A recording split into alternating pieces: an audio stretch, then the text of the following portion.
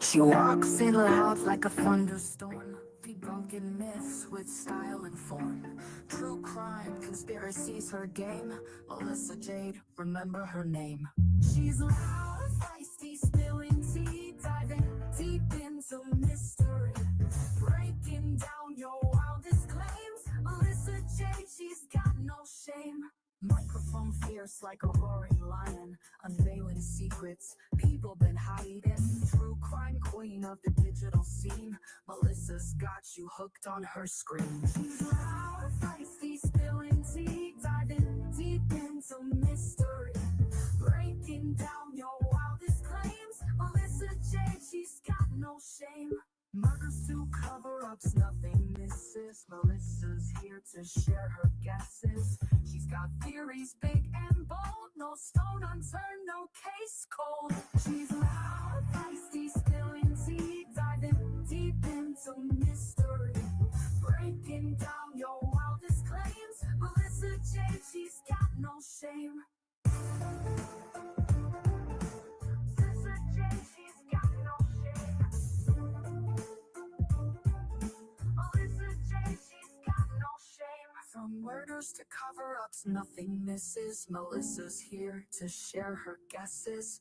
She's got theories big and bold, no stone unturned, no case cold. She's loud, feisty, spilling tea, diving deep into mystery, breaking down your wildest claims. Melissa Jade, she's got no shame.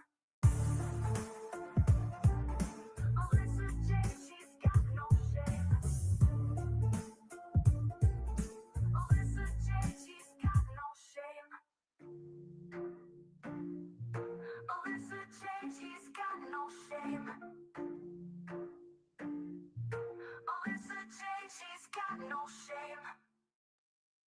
She's loud, feisty, spilling tea, diving deep into mystery, breaking down your wildest claims. Melissa Jade, she's got no shame.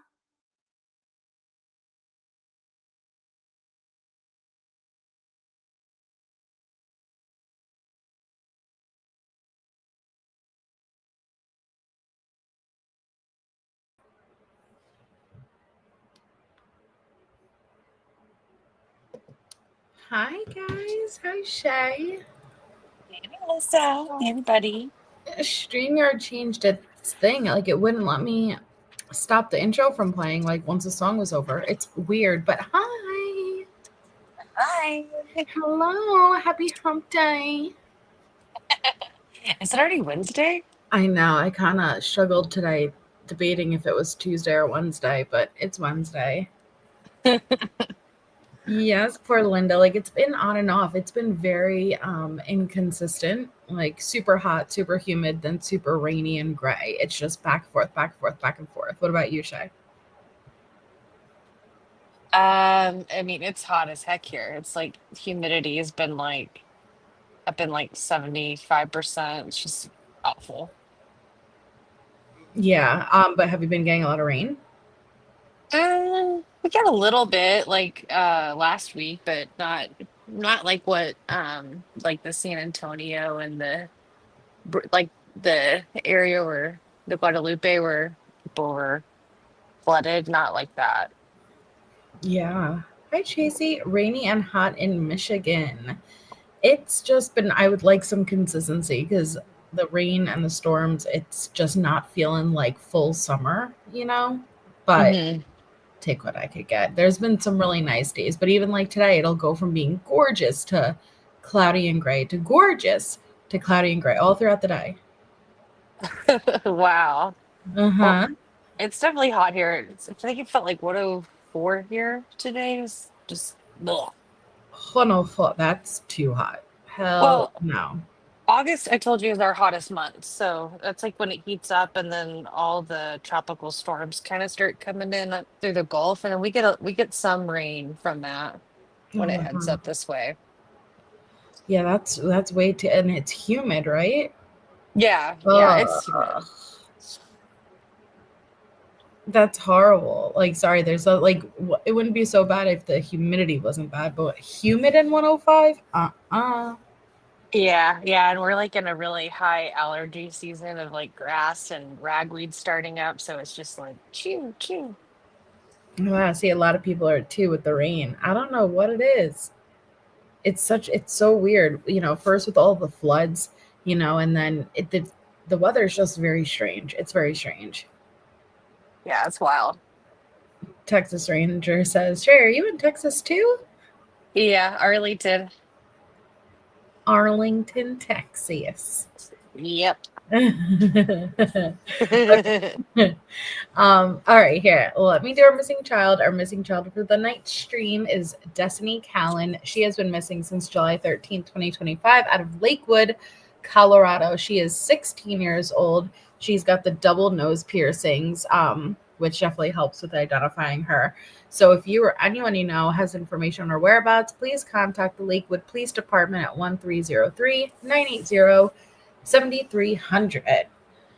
I'm in for Northern California, and it is hot here. We've been hovering around 107. Oh, no. Oh, no. In North Cali? Wow. That's too hot. That's too hot. Oh, Lord.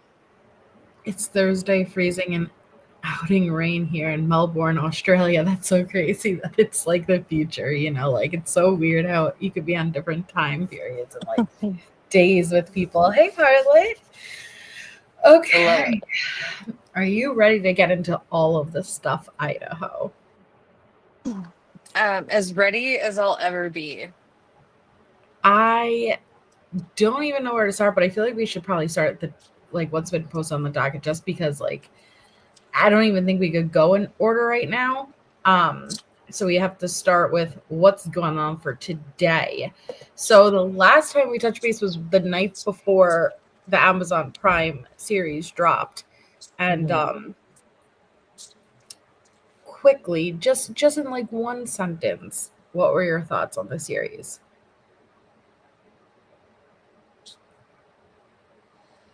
And I thought it was enlightening and heartbreaking. I cried a lot at the last episode.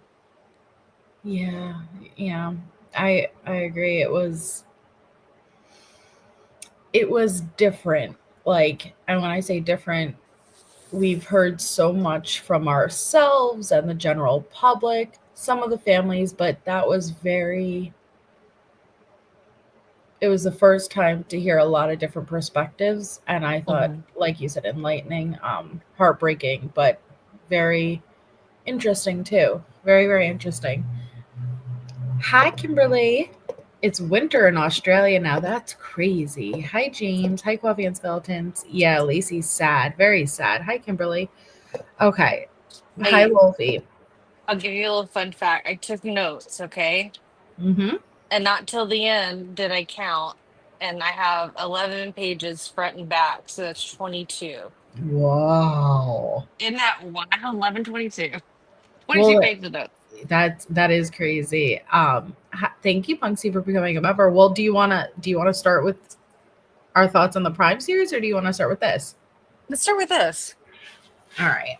So if you guys remember, they had moved Bryan's, well, not moved, they had scheduled his sentencing for the same day that jury trial was supposed to begin.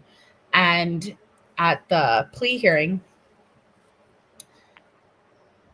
both defense and the state agreed to leave the gag order in place until at least the sentencing date, which I wasn't surprised by, nor did I really think it was an issue. I think it was probably smart when I look at it objectively, what's the difference of just waiting, like the 2 weeks at that point to prevent the circus from going crazy. But now apparently the state's coming out and saying, we're not, you know what, you could lift it. We don't have a problem with lifted. What the hell's that, Shay? I mean, I think they're responding because of the media coalition filings, I mean, he pled guilty and I don't know. I mean, we'll get into it. I think that the state is saying they're not going to speak until after sentencing out of respect for some of the families. But like I've been hearing on some of these interviews that some families might not even be going to this sentencing hearing. Yes, I heard the same thing. Yeah. So let's see what's been posted. Okay. Okay, so this is the declaration, and I haven't read these yet, but this is the declaration of Rebecca Boone in support of the motion to be heard and unseal the records. So the Associated Press, Fox News, States Newsroom, DBA, Idaho Capitol. You got a bunch here. And it says, I, Rebecca Boone, declare and state as follows. I am the supervisor correspondent for Idaho for the Associated Press. As such, I have personal knowledge of the facts and statements contained in this declaration. 26 years of journalism industry experience. Okay. I have reported on November 13th, 2022 deaths of the 4 University of Idaho students, the subsequent criminal investigation, and the arrest and prosecution of Bryan Kohberger. I graduated. Okay. I don't need to know that. So in 2013, I was promoted to my current position of supervisory correspondent, tasked with leading AP News' coverage in Idaho. I have extensive experience covering criminal and civil. Yeah, all right, sorry. We don't need to go through all of that. I'm just curious what she. Okay, so the court has taken extensive and careful efforts to maintain Mr. Kohberger's right to a fair trial. Now that Mr. Kohberger has reached a plea deal with the state and has pleaded guilty, those fair trial concerns are resolved, and the court should unseal court documents and increase transparency in this case. We understand that the court must balance the Sixth Amendment rights of the accused with the First Amendment interests of the media, which serves as a proxy for the public. We do not seek extraordinary access now. Rather, it is our hope that the court will simply reweigh its balancing of Sixth Amendment and First Amendment rights now that Mr. Kohberger has pleaded guilty. So the courts should unseal their records at the earliest opportunity. So Idaho Court Administrative Rule 32 opens with a policy statement. The public has a right to access the Judicial Department's declarations of law and the public policy, and to access the records of all proceedings open to the public. That statement can serve as a guiding star when weighing whether court documents should remain sealed in the weeks ahead, particularly once a jury is seated and the trial is set to begin. While not every court document in this case is included on the Idaho Supreme Court's Case of Internet website, an examination of the documents listed allows us to get a sense of the overall level of secrecy imposed by the court in this case. You want to continue? Mm-hmm. On June 26th, I counted each order listed in the online case file and then counted each order to seal.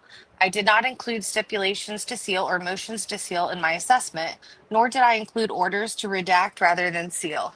Since this case began in 2022, there have been 465 orders issued by the court. More than half of them, approximately 246 in all, are orders to seal. 6 are orders to unseal. When the proceedings were being held in Latah County, the bulk of the sealing occurred at the beginning of the case and was mostly limited to material that had been returned from search warrants to internet and phone providers, banks, and the like. The majority of the orders to seal have been issued since the case was moved to Ada County. It is perhaps worth noting that the number of sealed records in this case has skyrocketed in 2025. Of 168 total orders issued by this court since January 1st, 2025, more than 2/3 of them, 103 in total, have been orders sealing documents from public view. Without being able to view the records, I can only speculate as to why that may be. Perhaps it is because the case was getting closer to trial. Perhaps it is because of the amendments to Idaho Court Administrative Rule 32 that took effect this year, lifting the requirement for a hearing before records may be sealed. Perhaps it is simply an anomaly. Regardless, there are more sealed records in this case than I can recall in any case I've covered for the AP over the last 23 years. A substantial portion of the evidence, arguments, and rulings in this case have been delivered in the form of written documents rather than in open court. The documents are as much a part of the court process as anything that happens inside the physical courtroom, and as such should be open to the public. Many of the sealed documents have been kept secret in order to ensure that a fair and impartial jury may be seated so that the defendant can receive his constitutional right to a fair trial. Now that a jury will not be impaneled, the court should unseal the documents and honor Idaho's constitutional promise of open courts. Two, court practices set in formal precedent and a culture of secrecy should not be the norm for Idaho. In court systems as small as Idaho's, practices in one courtroom can easily set the culture for other courtrooms. That's why it's crucial that transparency and access are scrupulously maintained in every case, but especially in high profile cases. There is no longer any risk of tainting a jury pool in this case. Mr. Kohberger has reached a plea deal with the state and has pleaded guilty in exchange for consecutive life sentences. He has waived his right to a fair trial. I respectfully urge the court to reweigh the balance of the First Amendment right of the press and public against the concerns that led to the increased secrecy in this case, and suggest that such a reweighing will likely lead to unsealed court documents. I declare under penalty of perjury under the laws of the state of Idaho that the foregoing is true and correct. Dated July 14, 2025, Rebecca Boone. So why do you think they are putting in these declarations when essentially it's really not far away, like next week, that it should be lifted? I think it's also too to get ahead that what if they don't unlift those after next week? Like right now, you have the attention of the court in the matter. Yeah, I get that. I don't think Hitler is going to leave them sealed. Like, I had no doubt. Like, even with the way he spoke at the the plea deal, it seemed like he didn't even really want to keep them sealed. But since both sides were in agreement, he was like, "All right, I'll wait until sentencing." But he had full intentions of lifting it. Yeah. I was listening to is it Ritter Courtroom Confidential? He had like Brian on, and like he was saying that like he knew that Sunday that like like I'm just assuming the G family had received that email, letter Mhm. about the plea, and that apparently like allocution wasn't like the thing that they wanted, the state didn't agree to. So I'm going in to say this also to the fact that because an allocution didn't happen, I think they kind of see the media also is seeing the writing on the wall. Like people want answers. I look at it as that like for Idaho itself, like their taxpayers, you're paying for all this. Like they deserve to know the truth, of Right. what happened here. So I mean, beyond us, like the the community, they deserve to know. And I think that this is just kind of part of that process. They didn't get an allocution, and all they're really going to have is what's in these discovery and court records. Right. And Harlot, I think you are right. The gag order applies to also, like not being able to verbally communicate things, but that doesn't necessarily mean unsealing the documents. And yeah, I don't disagree that the public deserves to know. And Portland, I agree that the state has probably changed its position due to the families and speaking out.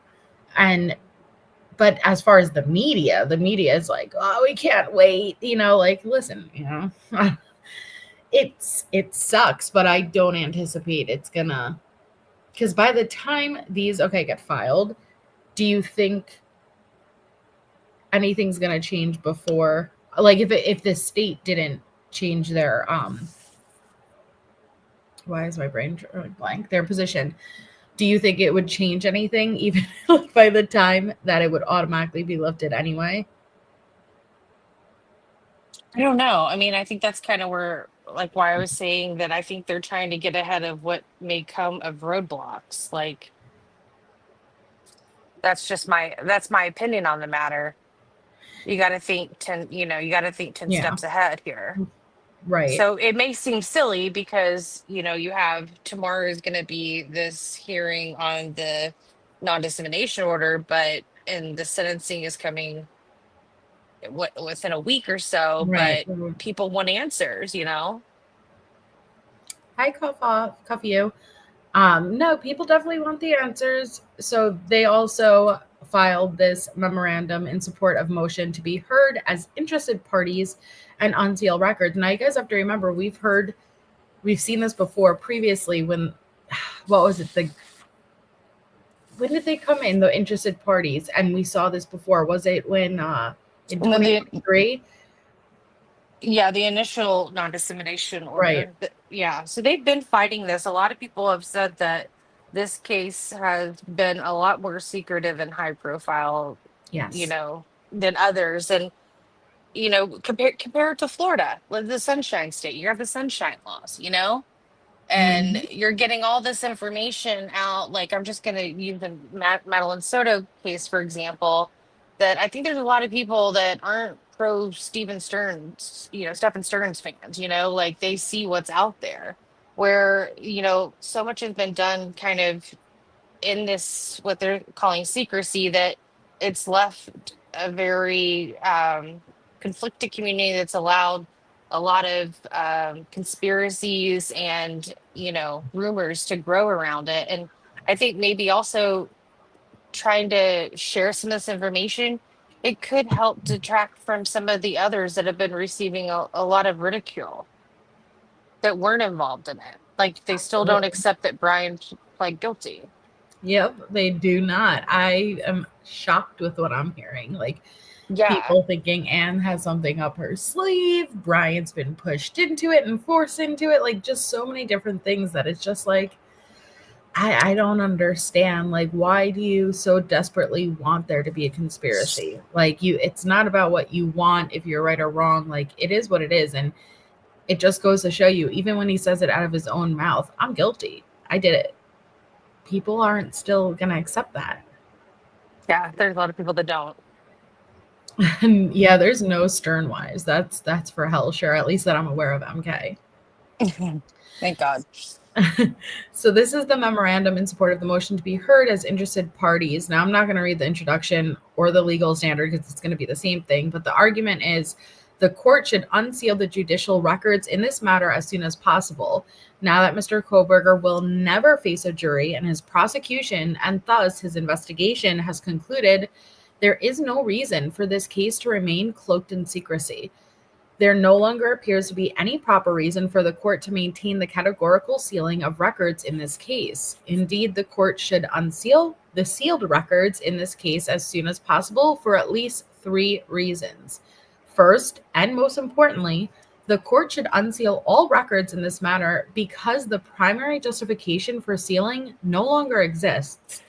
As the state acknowledged in its response to the Media Coalition's motion to vacate the non-dissemination order, Mr. Kohberger's right to a fair trial on the issue of guilt is no longer an issue.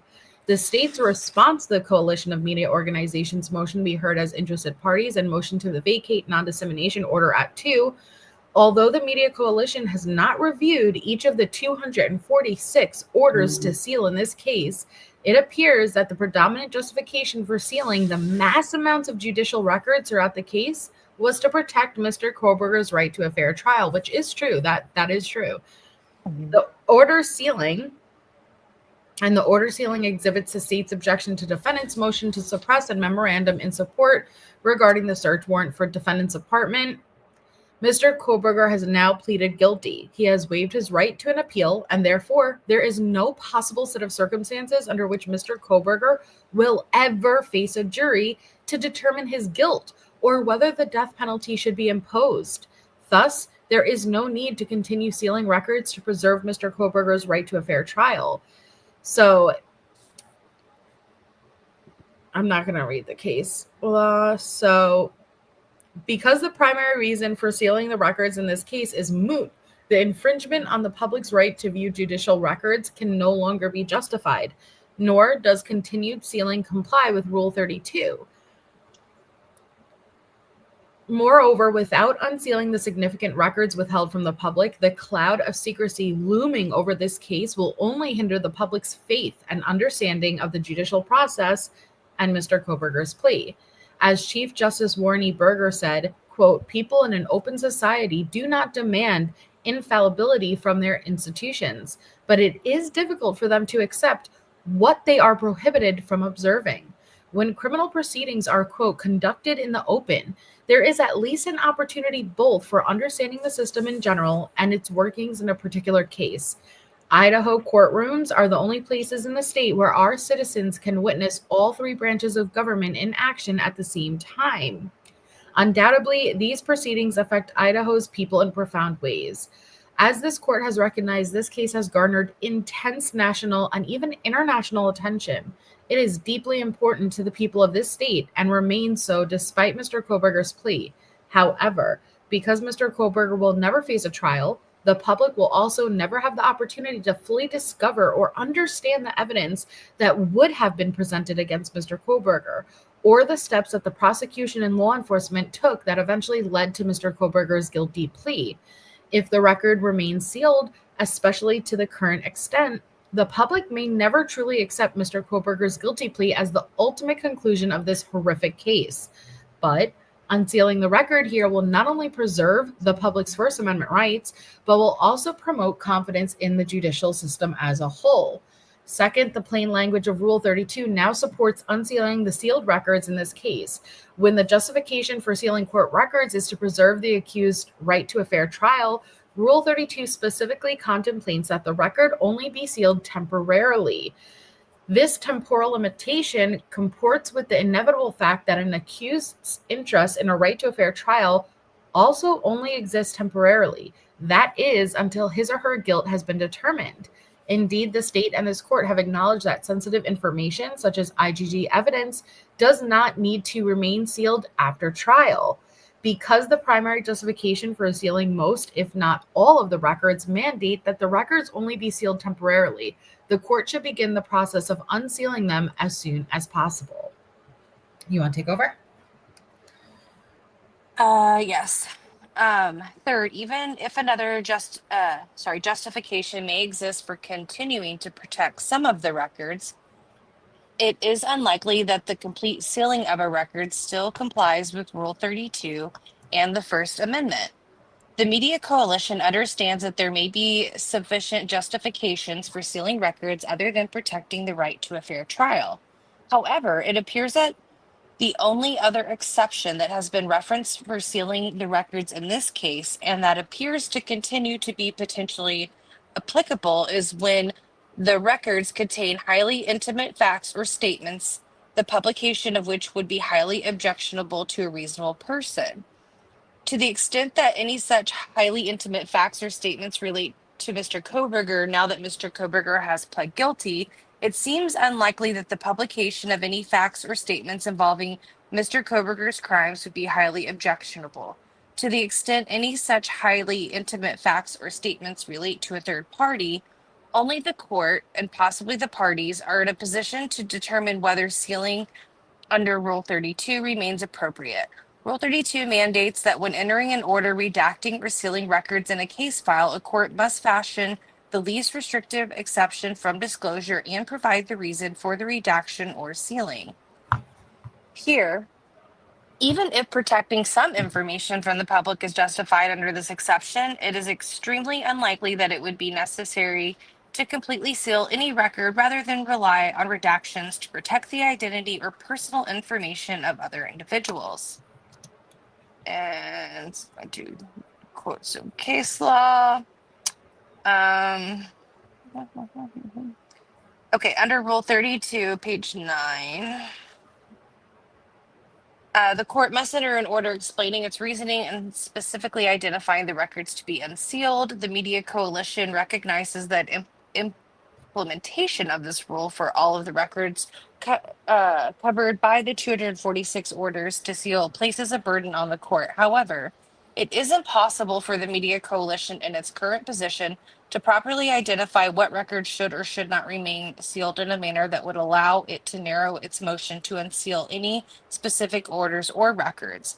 Obviously, the Media Coalition is not in a position to review what was sealed to determine if there is any justification for the infringement of the public's First Amendment's rights. Additionally, many of the court's orders do not expressly clarify what specific exemption justified the sealing of a record. And it gives an example. And so I'm going to go down to the next page. The burden is okay. So this talks about so the burden is on the respondent to demonstrate the absence of need for public access because the law presumes that the public is entitled to access the contents of judicial proceedings. Thus, if either the state or Mr. Kohberger believes that any records in this case should remain sealed, it is their burden to show that the judicial record continues to fit within one of these very narrow circumstances justifying sealing. Unless either party is able to do so, the court should unseal all records in this matter. In conclusion, simply put, the need to protect Mr. Kohberger's right to a fair trial is no longer a legitimate purpose for sealing judicial records in this matter. For that reason and the reasons stated in the memorandum, the Media Coalition respectfully requests that this court grant its motion and unseal all the records in this case, dated July 14, 2025. Now, I mean, I get it because, again, I remember when they first, in 2023, were like, what the hell, and they came, but remember, I don't remember if no, they didn't live stream that hearing, but I remember the day that they went. And then remember, because then wasn't it, okay, only Court TV has access and be able to go in there. Remember that? Oh, well, no, they did the pool.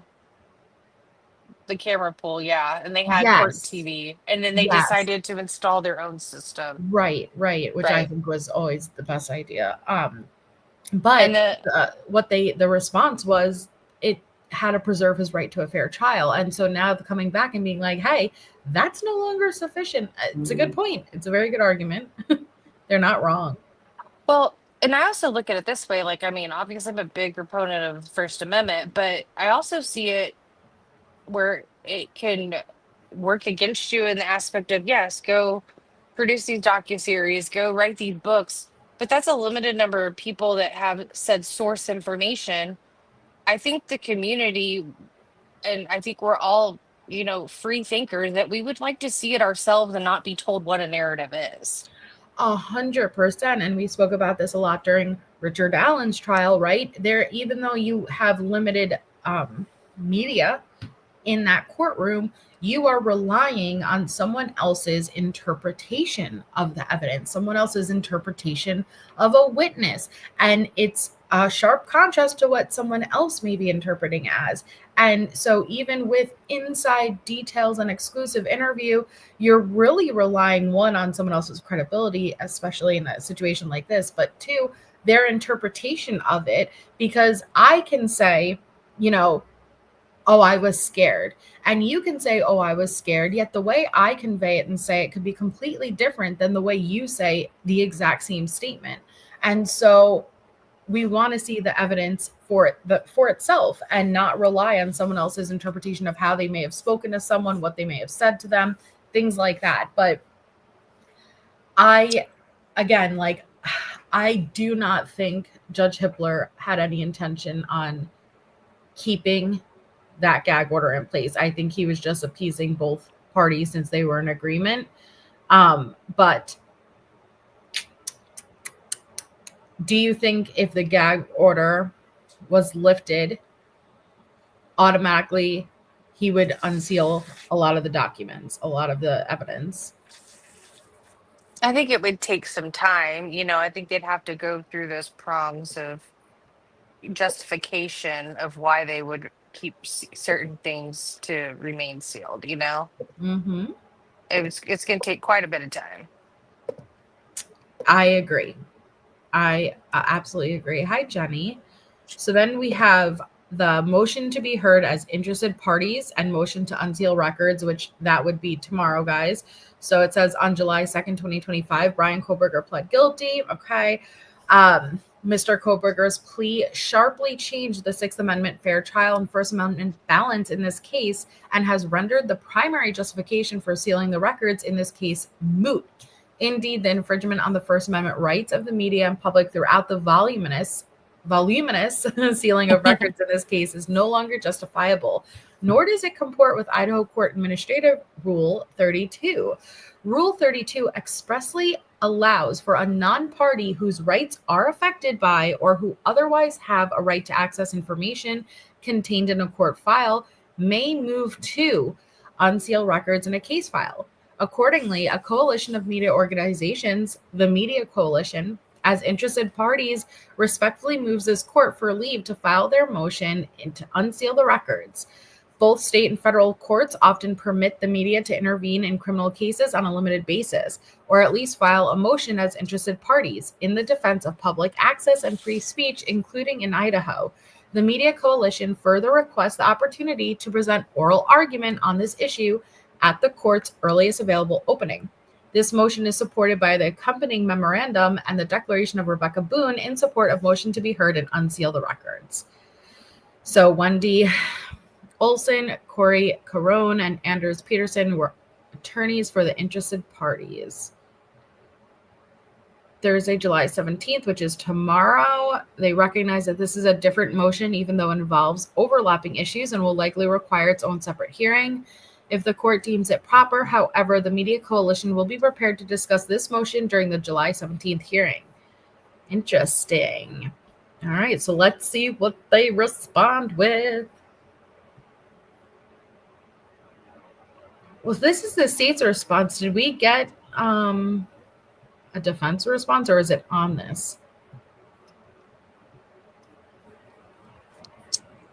I'm checking. I thought I saw defense. I see state's response. And hold on, unless...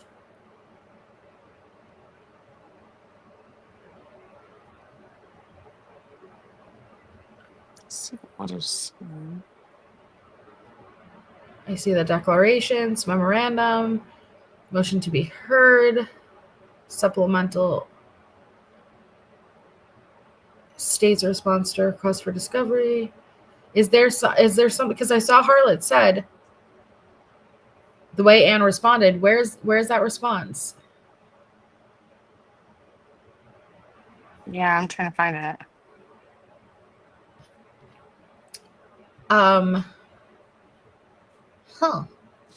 Okay.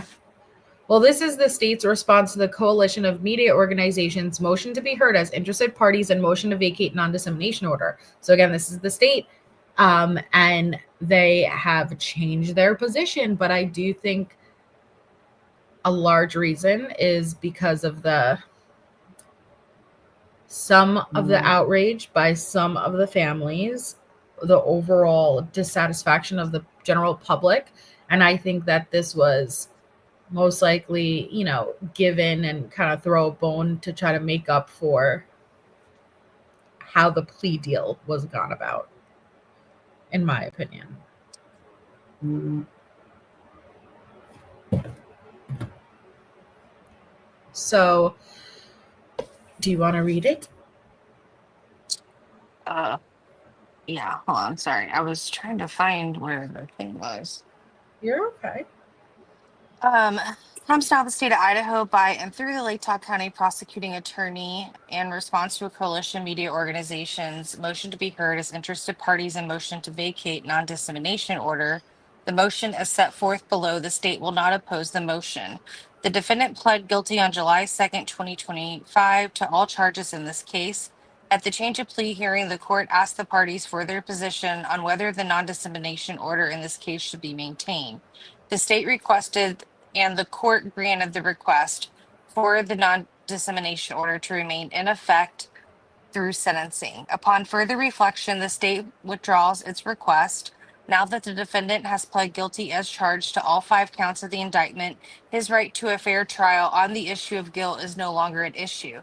Nevertheless, out of respect for the integrity of the judicial process and the privacy of the victims and their families as they consider their rights to provide victim impact statements at sentencing, the prosecution team does not intend to make any public statements about this case until after sentencing. It's just that upon further reflection tells me, I think about the Goncalves family statement and how they explained it all. The plea happened so quickly, on a Friday, you're approached, that's when Ann Taylor had gone and asked for a plea, and you're approached, and by Monday it's on the docket and a plea deal is being entered, and it's very rushed.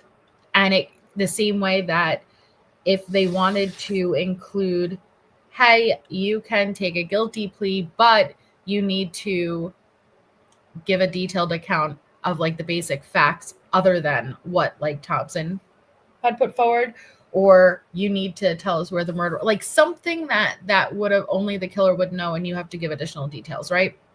Mm-hmm. Oh, what the fuck? I just checked, and I don't know why Ann's filing isn't on the court website. Anjanette Levy had it. Interesting. I was gonna say, I'm like, where is it? I need to know. Yeah, I was listening to hers. Like, I was like, what? Did she pull it up on screen? Well, she kept going to the footnotes. So I was going back through the recent ones and reading the footnotes. Well, what did it say? It was basically along the lines that it seemed as if that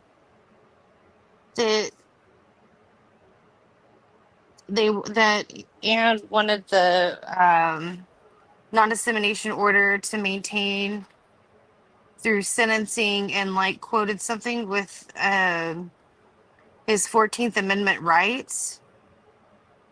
And that's what Anjanette was going over. But it was these new documents, from what I saw. So I'm going through them right. I'm looking at the footnotes. I'm sorry, maybe we just skipped over the footnote. No, you're fine.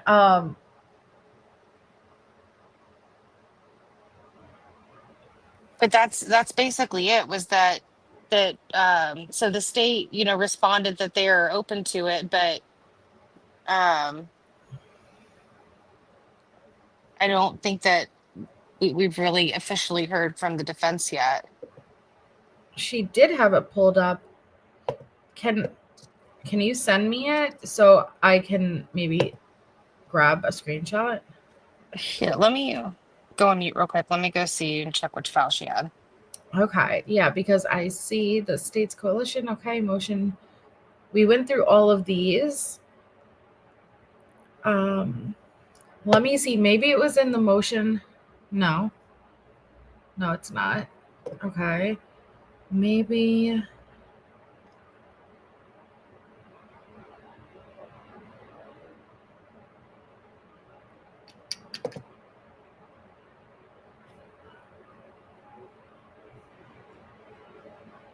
I'm not sure. Here, while Shay does that, let me pull up the plea agreement.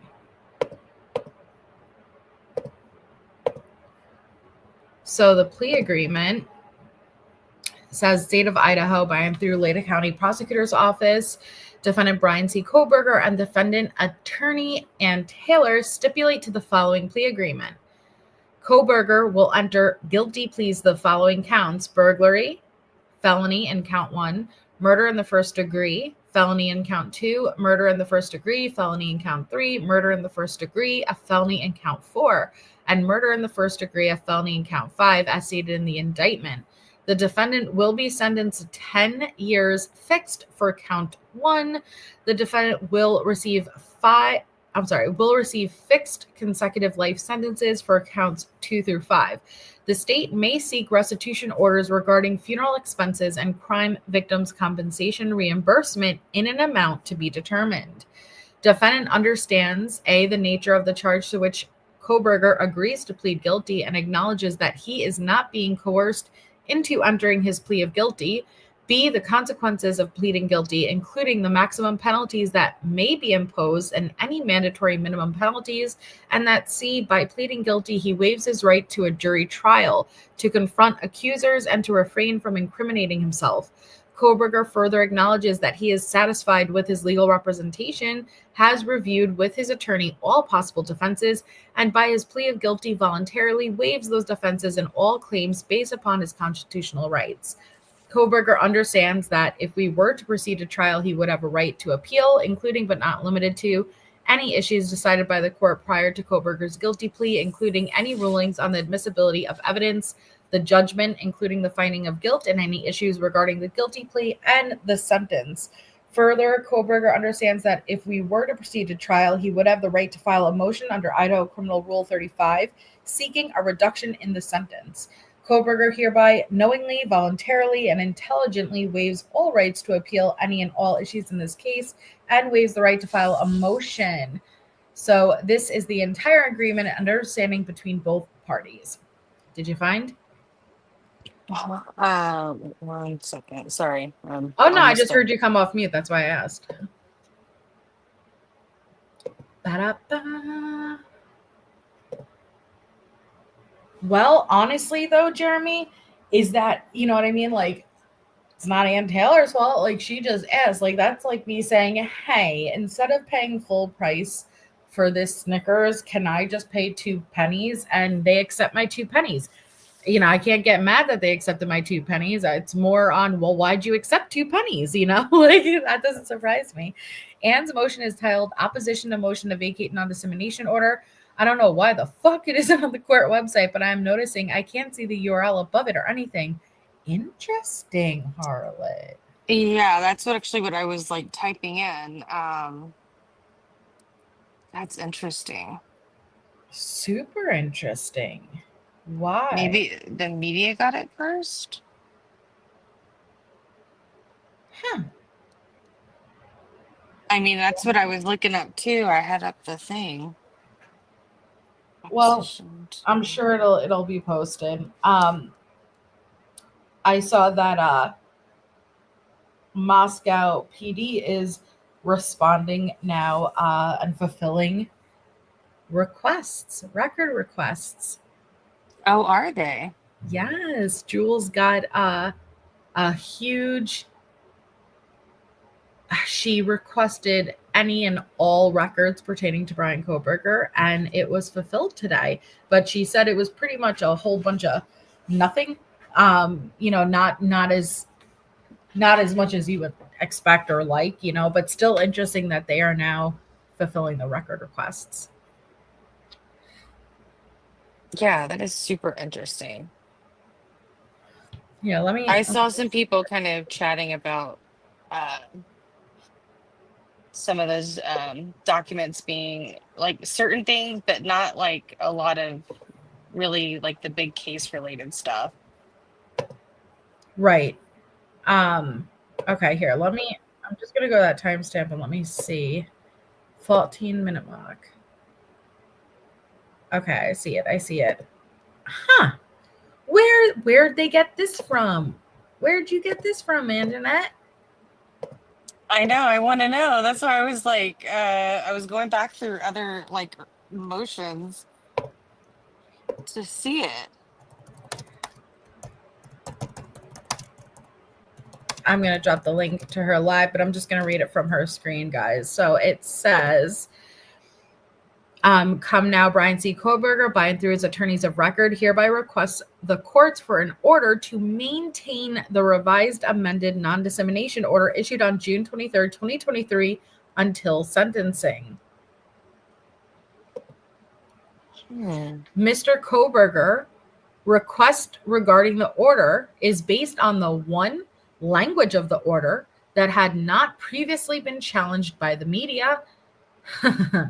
2, the ongoing publicity pause. It wasn't previously challenged by the media because he was still going to trial, Miss Ma'am. Like, why would they challenge? Well, it it violates his right to a fair trial. Yeah, they didn't argue that because he was still going to trial at that point. That's a good point, Bendy. There's no seal on it. Hold on. You're right. I gotta jump. Well, I guess we'll see it at the bottom page if there's a certification. Okay. Gag. Flips. Okay. So the language of the order that had not previously been challenged by the media. 2, the ongoing publicity regarding the case and threats to Mr. Kohberger's safety. And 3, the ongoing special inquiry and the hold order for all witnesses issued by this court. So 1, the language of the revised amended non-dissemination order issued on June 23rd, 2023 specifically ran through sentencing.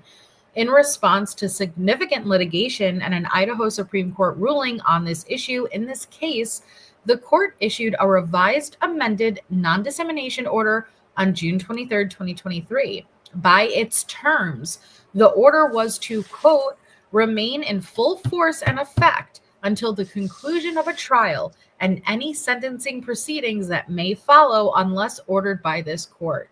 After this order was issued, the interested parties, hereinafter the media, raised no further objections to the revised order.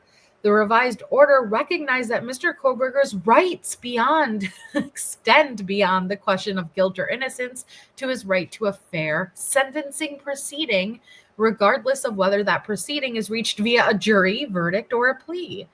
The motion filed by the media to vacate the revised order asserts that, It does, though, because Hippler has access to the evidence anyway. So there's a big difference whether or not he is being sentenced by a jury who would have access to it versus Hippler, who already has access to it anyway. So the motion filed by the media to vacate the revised order asserts that once a guilty plea is entered, that his right to a fair trial under the Sixth Amendment is extinguished. Motion to vacate, page 4. What the media fails to recognize is that Mr. Kohberger retains his right to a fair sentencing proceeding guaranteed under the 14th Amendment and his right to effective assistance of counsel under the Sixth Amendment and the Idaho Constitution. On March 24th, 2023, Idaho Supreme Court denied the media's petition for writ of mandamus or writ of prohibition. In response, the media filed a motion to vacate the amended non-dissemination order, which resulted in the revised amended non-dissemination order attached to the Declaration of Olson, Exhibit A. Okay.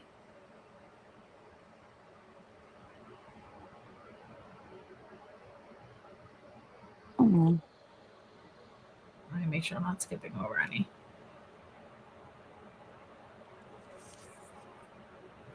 Okay. So, a defendant's right to effective assistance of counsel extends to all critical stages of the prosecution where substantial rights may be affected, and sentencing is one such stage. In this case, substantial dangers of prejudice to Mr. Kohberger exist up to and through sentencing. As this court is well aware, there have been numerous leaks of confidential information to the press, and the avalanche of publicity continues with the release of the Peacock documentary, The Idaho Student Murders, and the Amazon Prime series on July 11, 2025, and the book by James Patterson on July 14, 2025. Lifting the revised order now, this close to the sentencing, would only increase the media frenzy and publicity around the case. You want to continue reading? Hey, TSDs. Hold on. Sorry, I was trying to find. 1 second. I'm sorry. It threw me off. Oh, no, you're fine. Where are you at the top? Number 2, the ongoing publicity. Okay, I'm sorry. I was trying to find the other documents. It's weird to me. You're fine. The ongoing publicity in this case threatens Mr. Kohberger's safety. As set forth above in Section 1, the amount of publicity coming before sentencing, even with the revised order in place, is massive. Further release would only serve to gin up the anger and violent rhetoric already at fever pitch. Again, this court is well aware of the threats posed not only to Mr. Kohberger, but to his family and to court staff. At this point, the press has access to every witness who is not an agent of either party. As the court noted in its denial of the motion to vacate the amended non-dissemination order in 2023, the media is not being restrained. Only the parties are restrained, and those restraints are reasonable.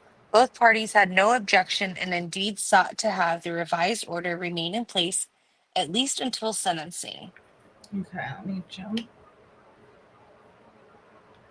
Oh, and she links the Peacock series and stuff. A YouTube video, James Patterson. Sorry, this is just so bizarre to me that, like, it's just, we can't see it. I wonder if they posted it and then they pulled it down. I feel like we would have seen other evidence of that, and we haven't. Yeah, it's really bizarre because I was even like looking through Reddit too. That's what I was doing. Seeing if somebody grabbed it, you know? Someone would have grabbed it. And thank you so much, MK. It's very kind of you. Congratulations. Okay, so court security resources were at maximum capacity on July 2nd, 2025. The sentencing hearing scheduled for 2 days promises to be even more taxing on those resources. Lifting the non-dissemination order now is likely to change the atmosphere near the courthouse and may well push security needs beyond capacity.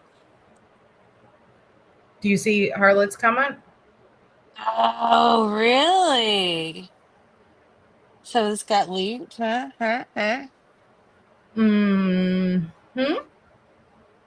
is the leak coming from? That's interesting. That is interesting. Maybe only the media got it. Or maybe the own side leaked it to try to push their argument even further. Think about it. Which side? Defense. Their argument is, look at all the leaks. And this is just, I'm just spitballing here, like not saying this actually happened. But if you're arguing, look at all the leaks, right? In your motion, and then leak your own motion to prove your point even further. Yeah, it's just wild because like I was listening to hers before we joined on and I was like, oh my gosh, this is interesting, you know? Yes. Okay, so the court has issued a records hold order and a special inquiry is ongoing. After the release of the May 9th, 2025 Dateline special on this case, the court issued hold orders to both parties, documents and records holder May 15th, 2025, lifting the revised order at this moment given the ongoing investigation into the leaks to Dateline, Peacock, and potentially to James Patterson and the Amazon Prime documentary would only confound the efforts in the investigation into who actually violated the non-dissemination order and makes the investigators' job close to impossible. In its response to the media motion, the state now withdraws its request for the non-dissemination order to be continued until sentencing. The state cites further reflection and continues that out of respect for the integrity of the judicial process and the privacy of the victims and their families as they consider their rights to provide victim impact statements at sentencing, the prosecution team does not intend to make any public statements about this case until after sentencing has concluded, which we just read over that. Okay. Right. So that was from the state's response to media motion filed July 14th, 2025. Says the state's promise rings hollow given the previous leaks from sources close to law enforcement. So she's blaming it on the prosecution. She is. Wow. Hey, Rebecca. She is. But who leaked this? I want to know. I would love to know. Okay, so the footnote says from the language, who is promising not to speak to the press is vague. Does this mean the attorneys, staff members of the prosecutor's office and or all of the 150 law enforcement officers involved in this investigation? Question mark. On July 2nd, 2025, an entire row in the courtroom galley was occupied by law enforcement who were watching the Wow. proceedings. Oh, wow. Will a third of the courtroom now be allocated to law enforcement, free to provide media interviews as they enter and exit the courthouse? Oh, come Question. on. That's assumptions, and come on. Shade, shade, Mm-hmm. shade. Eh. Wow. See, I was like, I thought this was interesting, and we started the live. I was like, I want to read it. Hell yeah.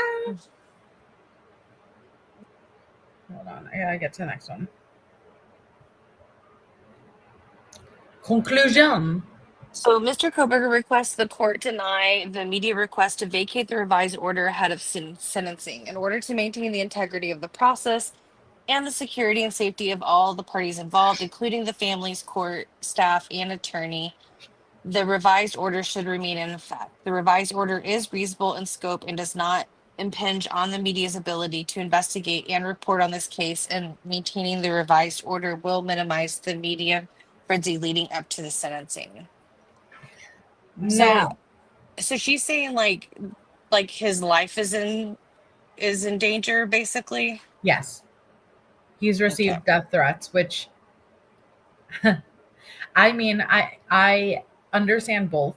Like, I could understand both perspectives if you're gonna argue, well, hey, he has the right to be safe no matter what he's done, because he is under the custody of, what is it? The government, or like the state of Idaho. But I understand other people are like, you admitted to taking 4 lives, get the hell out of here with death threats. Like, the truth is, a lot of us have received death threats. That's not exclusive to him, and that's not going to stop. Like, it's just not. Like, whether or not the gag is lifted remains, that's not going to stop. Thank you, Jean. MJ, this seems like a more serious topic, so I won't be a dumbass this time. Have a good stream. Good to see you back on. Thank you so much. You could be a dumbass, but thank you so much. Apparently, which it wouldn't surprise me. I guarantee if you really go to any murderer serving time, they've gotten 1 or 2 death threats. Right. And Samantha, Samantha, I don't know. This is just coming from Anne's thing. She's talking about safety of Mr. Kohberger and his family and the attorneys. That there could be violent rhetoric already at a fever pitch. What does she? I don't listen. I don't. Not that my opinion matters, like, but when I say, like, I don't think it's a big deal waiting until the 24th, as long as it's lifted at the 24th. But I totally understand what you were saying, getting ahead of it to prevent any roadblocks. But for Anne to act as if releasing or lifting the gag order, which again it's not synonymous with releasing or unsealing these documents, is going to impact his right to a fair sentencing when he's already taken the plea. Like, it's silly. It's silly because here's the thing. At sentencing, it could only go down. I don't know if everyone understands that. So he's already pleaded to max without the death penalty. So the only other way in regards to sentencing it could go is a lesser sentence, not a higher sentence. So that argument is moot. It would only be a good argument is like if they took the plea for 30 years and it could go up to 50 and Judge Hippler goes up versus down. You know what I mean? He could only go down, which he's not going to go, but it can't really affect his sentencing. Yeah, I guess. I mean, I think it's a lot to put on the court that they would be swayed. Say things started to get unsealed and it made the public upset to hear a lot of the things that were going on, right? Rightfully Right. so. It's awful.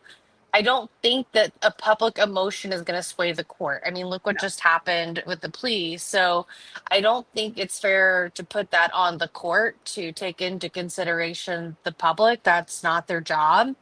But I could see that some of this information coming out, depending on what it looks like with him after sentencing, even like getting to his next place, like, you know, other inmates would find out like what he did, the details, etc. And then, hey, I was listening to Ashley Banfield's podcast, and she had that guy on. She's had a few times on. Did you listen to it where he's Yeah. like former prison, and he was sitting there like calling out that he's gonna get taken out, and he would even do it himself. And I Yeah. was like, that is bold to say that on Ashley's podcast, for Yeah, it one, is. but it's It being is. said like that. Like, just think if Anne were to hear something like that. I mean, I don't think that's okay. It made me kind of cringy feeling.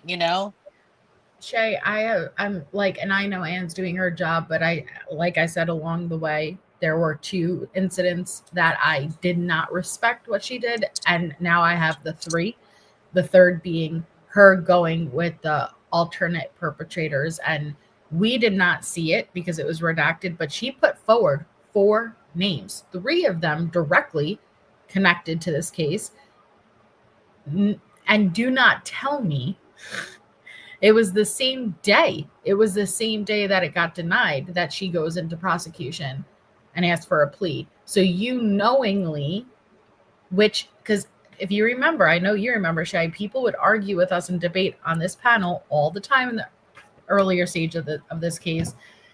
Anne would not be doing this if she knew he was guilty. And we're like, it's her job. What do you mean? It's her job to literally defend him at all costs, right? And it just goes to show you she was willing to put 4 names forward knowing her client is guilty of the crimes, just for that reasonable doubt.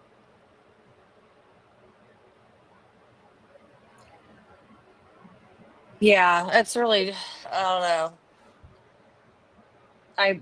It's kind of a tough spot because I agree with like, I don't know that I'm kind of on the fence about that. Like, I get it has to be our job, but at the same time, like ethically, like at what point Is it too and how? much? Well, and I think it's more like you'd have to understand the nuances of like when they started talking plea deal with Brian. Like, there's a lot of different theories going around. Some people, Share with us. Yeah, what are the theories? yeah, like so some people think that Brian's mom and his family were holding out and telling him not to take a plea, not to take a plea. Right. And that when the Dateline stuff came out and more things started popping up, like the Dateline episodes of like, or was it like he talked to his mom on the phone or made calls to his dad, like a number that like was linked to his dad. And a lot of people theorize, because Howard Bloom's sources apparently is that it was actually his mom he talked to. There's also people that think that his sister was one of the informants. They think that his dad went out there. I've sent you some pictures of where they're showing. They posted them in the Facebook groups of the flights that Michael Kohberger posted, and that they're thinking that they made a last-ditch effort to go out and get him. A lot of people that say, "No, that's so crazy." They're saying, "Well, why was his car in the garage next to cleaning supplies?" Like it's like almost like they're thinking that the family just did not want to accept what was. And so could there have been a point that the more was coming out that this is the theory that's out there, is that it could potentially put Bryan Kohberger's family in a position to have to be on stand and have not want them to get in any type of trouble and not be like a Brian Laundrie type situation, Right. And And I that's said that what last Steve time, was Shay. muttering. Yeah, sorry, Right. I was really quick. That's what Steve was muttering in the cameras when he walked off. He was Yep. mentioning the He flights had the about flight Michael record. Kohberger. Yep. Let's pull that up now that you mentioned that. So this is what Shay's referring to, if you guys don't know.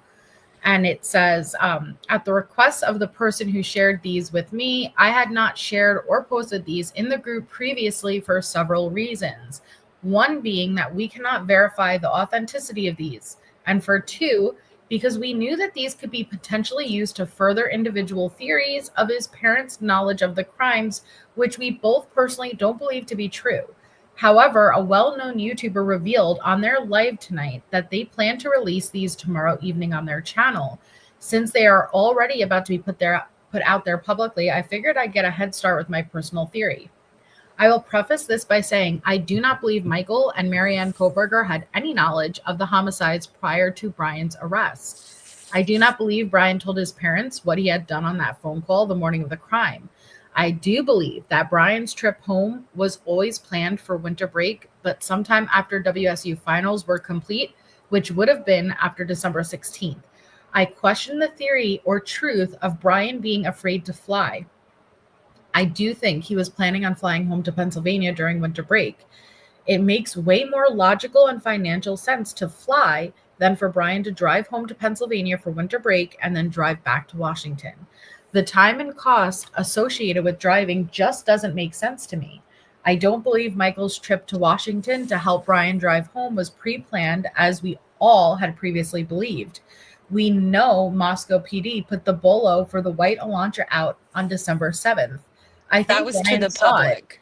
Yes. I think Bryan saw it and freaked out. Even with the incorrect car years on the bolo, he knew he had to get his car out of the area quickly. I think he called his parents and told them some sob story. Maybe even that he was having anxiety over flying, and that where this rumor, oh man, it's doing that again.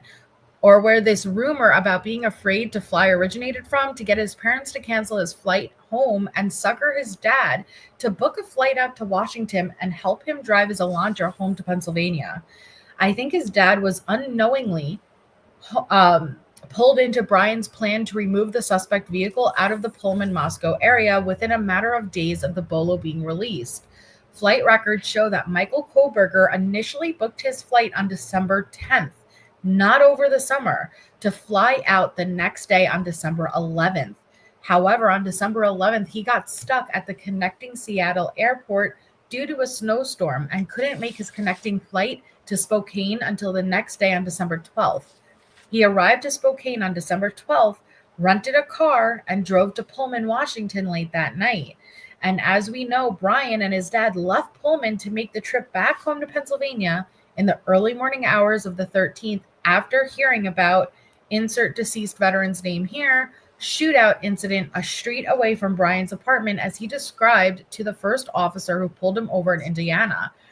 TLDR, I forget what that stands for. What does that mean for? What's TLDR? Oh, good. You're out of it like me. You're not hip with the lingo? No, I'm not. Someone has told me it before, but I don't remember what it is. Too long didn't read. Yes. Yep. That's it. Thank you. Too long didn't read. Wait. Okay. You wrote it though. I don't know. I do believe it was pre-planned for Bryan to go home for winter break. I don't believe it was pre-planned for his dad to fly out to Washington to help him drive his car home. I believe that was how Bryan at the last minute got the suspect vehicle out of the area. So here we have. Let's be careful what we show on this. Okay. So this was posted, guys. This is just speculation at this point. We cannot confirm this. Like, I just want to say that this may layer into some of the talk we get into the Amazon series, where one of the former chiefs of the WSU or whatever, WSU police. Remember how he said like Bryan's his apartment was empty? Yeah. Like the no shower curtains. This kind of like goes with that, Melissa. Like there's nothing there. I always wondered, like, how did his dad get there and not shower and stuff, you know? Right. Yeah, that's a good point. So this is basically a flight that shows that it's booking from Philadelphia to Seattle, Seattle to Pullman, Moscow. And then I think there's something where he used points. That's what I took from it. If you want to, I think there's another, or don't go to that. Don't. Here, scroll back up. Yeah, the amount is very low. Jesus, so you scared me. You know, you're fine. You didn't go that far. I didn't know either. You didn't go that far. But it's like it's a very small amount. And so a lot of people wondered, like, how did like they get the flight or get the points to pay for this? Like the cost of the flight was like below $10. Yes, I heard about it. Yes, Kristen. Hold on. I want to peek though, because It's like below $10. So some people were like trying to like speculate, like how did they get the points to pay for these flights? Like that would have been like a canceled flight situation. Like they're trying to basically show through that thread that it wasn't a like cancellation and like rebooking and exchange of credits. So I $5 really wouldn't and show. 60 cents was charged, held Mhm. by 40,000 miles have been redeemed by mileage plan. Right. So that's what I was like, we don't need to show it all, like, but I mean it's out there in the big Facebook group. Okay. Hey, who would have got? Can I show the? Yeah, there's nothing on this one. I don't think the email. Yeah, Who would have gotten these screenshots? exactly. That's what's so odd. Like some of the screenshots, like how did they get access to that?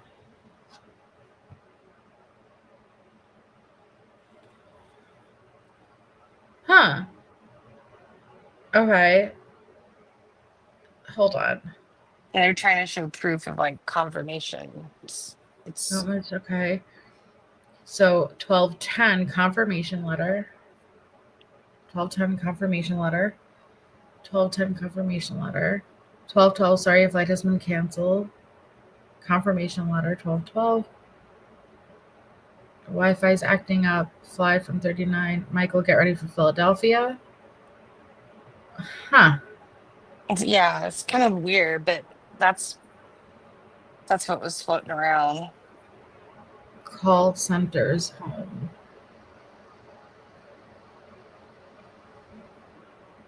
Did they have like screenshots or out of a DOS system, which is the black and white? Like, I mean, I worked at Marriott back in the day. Hey, Angel D, hey, babe, hey, everybody.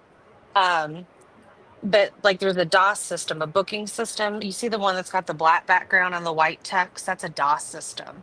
That booking system is very common in like hotel flight reservations. And like Marriott, we definitely had a DOS like that, but that right there looks like it came kind of see how that's a DOS system. It's old school. So I mean, this almost even looks like it was somebody maybe taking pictures that work with Alaskan Airline or Yeah. something. And that's Yeah. what it looks like to me. That's when I first looked at this, I was thinking that it looks like an Alaskan Airline or some kind of staff employee taking that, just in my opinion, based on That wouldn't those surprise me, screens Shay. I've seen before. Yeah, look, retrieve seats, ticketing, Mm-hmm. screen 3. That wouldn't surprise me because when this blows up, people, if you had access to it, like that wouldn't surprise me. Someone would look into it. But exactly what Harlot said, the first screenshots we showed looks as if it was being taken in real time versus because how would you get to the confirmation page unless you grabbed it when it happened? Yeah. Unless he took it and sent it to Bryan, like, like, hey, I've just bought it. Yeah, and I don't even know who that person was that posted it. I just happened to be on the Facebook group and I was looking to see what was new, and it was like, really recent post. I was like, wow, this is wild. 5:10 a.m., 6:20 hours. Yeah, I think I got it within 3 hours on Saturday. They posted on Saturday. It was wild. Well, does anyone know what channel said that they got it and we're going to release it? Do we know of a channel that released it? Yeah. Oh. Yeah, but they showed the one that has the two flights where it's like kind of out. Like I've seen that, them show that. It's Drunk Turkey Show. Oh, okay. So they showed that portion, and Daniel had said recently that like those weren't like some of the same documents that he had, and he was waiting for more information, but this person had put them out before. Like this is some stuff he hadn't even seen before. Huh. Does anyone know what that symbol is? I've seen it before. I don't know what it means. Honestly, it reminds me of Yellow Jackets now, but I know that's not a Yellow Jackets symbol. Just saying. What does that mean next to his name? The Y? The Y with the two crosses. The Yellow Jacket looking symbol. I've never seen Yellow Jackets. Shay, and anyone, sidebar, promo trailer for the last season of Stranger Things dropped today. And yeah, just saying, like, I was basically 1 year old when Stranger Things first started, and we're finally getting an ending, and I'm very excited. Yeah, I think that means that's a connecting flight. Really? That would be my guess. Yeah, because it looks like it's a connecting flight. If you Yeah, look they're at all it in saying whole, yen, Japanese yen. that's not yen. Oh, well, then many people are wrong at the same time. That's Michael Jr. And then is the Y is it like supposed to be a connecting? Because if you look can you zoom out? Mm-hmm. It looks like they're supposed to be connecting flight. So You might be right, and we're all wrong at the same time. Like so many people said yen. Maybe it also is a yen symbol, but it means something different on this page. I'm not sure. Yeah, in this context, I'm not sure. So everyone was right and wrong, though, like both can be true. yeah. So I don't know. I mean, it's kind of interesting because I know we're about to go through the docuseries, but it kind of coincides with some things we've heard. And this is why I do want some stuff unsealed, because I feel like we're following just sources, Mm-hmm. All right. But well, it's interesting. Very interesting. I don't think his parents believed he would do something like this. I truly no. don't. But I do think it's very I just think it's peculiar that he was parking in the garage of his family home and cleaning his car a lot. Like that's Yes. just weird. And It is. maybe they didn't notice him acting weird until he got home like that. I don't know. Well, if you have your notes, which again, it's so crazy that's 11:22, but we could go. You could take us through your notes, and I'll just because I have it all in my head. I didn't do notes, so I'll discuss along with your notes. You want me to start out? Oh my god. Well, last time we both had notes, remember, and we bounced off one another. But this time I'm working in my head, so we could use your notes as a format, like an outline. Okay. Sure. So there was 4 episodes. We're talking about the Amazon Prime docuseries that dropped, which I binged all. I'm sure everyone binged all at once. So these are the notes that Shay's referring to. Yeah. So the Amazon docuseries, which is adapted off of James Patterson and Vicky Ward's book, it was more victim focused. There was a little bit about Kohberger in there in between, but it's basically it starts out with kind of introducing you to the lives of Kaylee, Maddie, Xana, and Ethan. The families that are predominantly in this would be Maddie's mom, Karen Laramie, and her stepfather, Scott Laramie, and then the Chapin family, and then friends, and the triplet siblings, obviously, of Ethan, and some of the fraternity brothers of Ethan, and some of the sorority sisters of the girls. Mm-hmm. So hold on one second. Sorry, he looked just stoic at his plea here. I didn't like it. Yeah, I thought it was interesting. Apparently, that the AP was only allowed to take pictures of Bryan and nobody else. The Which is Associated a Press. sharp contrast of what was allowed this whole time, right? Mm-hmm. I thought that was kind of interesting. So, okay, this is what I kind of grasped throughout the docuseries is that anything that you think you would want to hear from Dylan or Bethany is being communicated by other narrators or Emily, who was there that morning.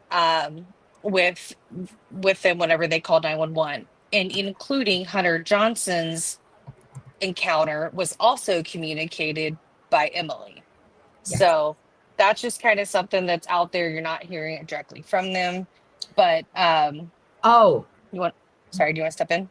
well, and I know I don't mean to interrupt you that quickly. One thing immediately I noticed, this was filmed, I think, in 2023, correct?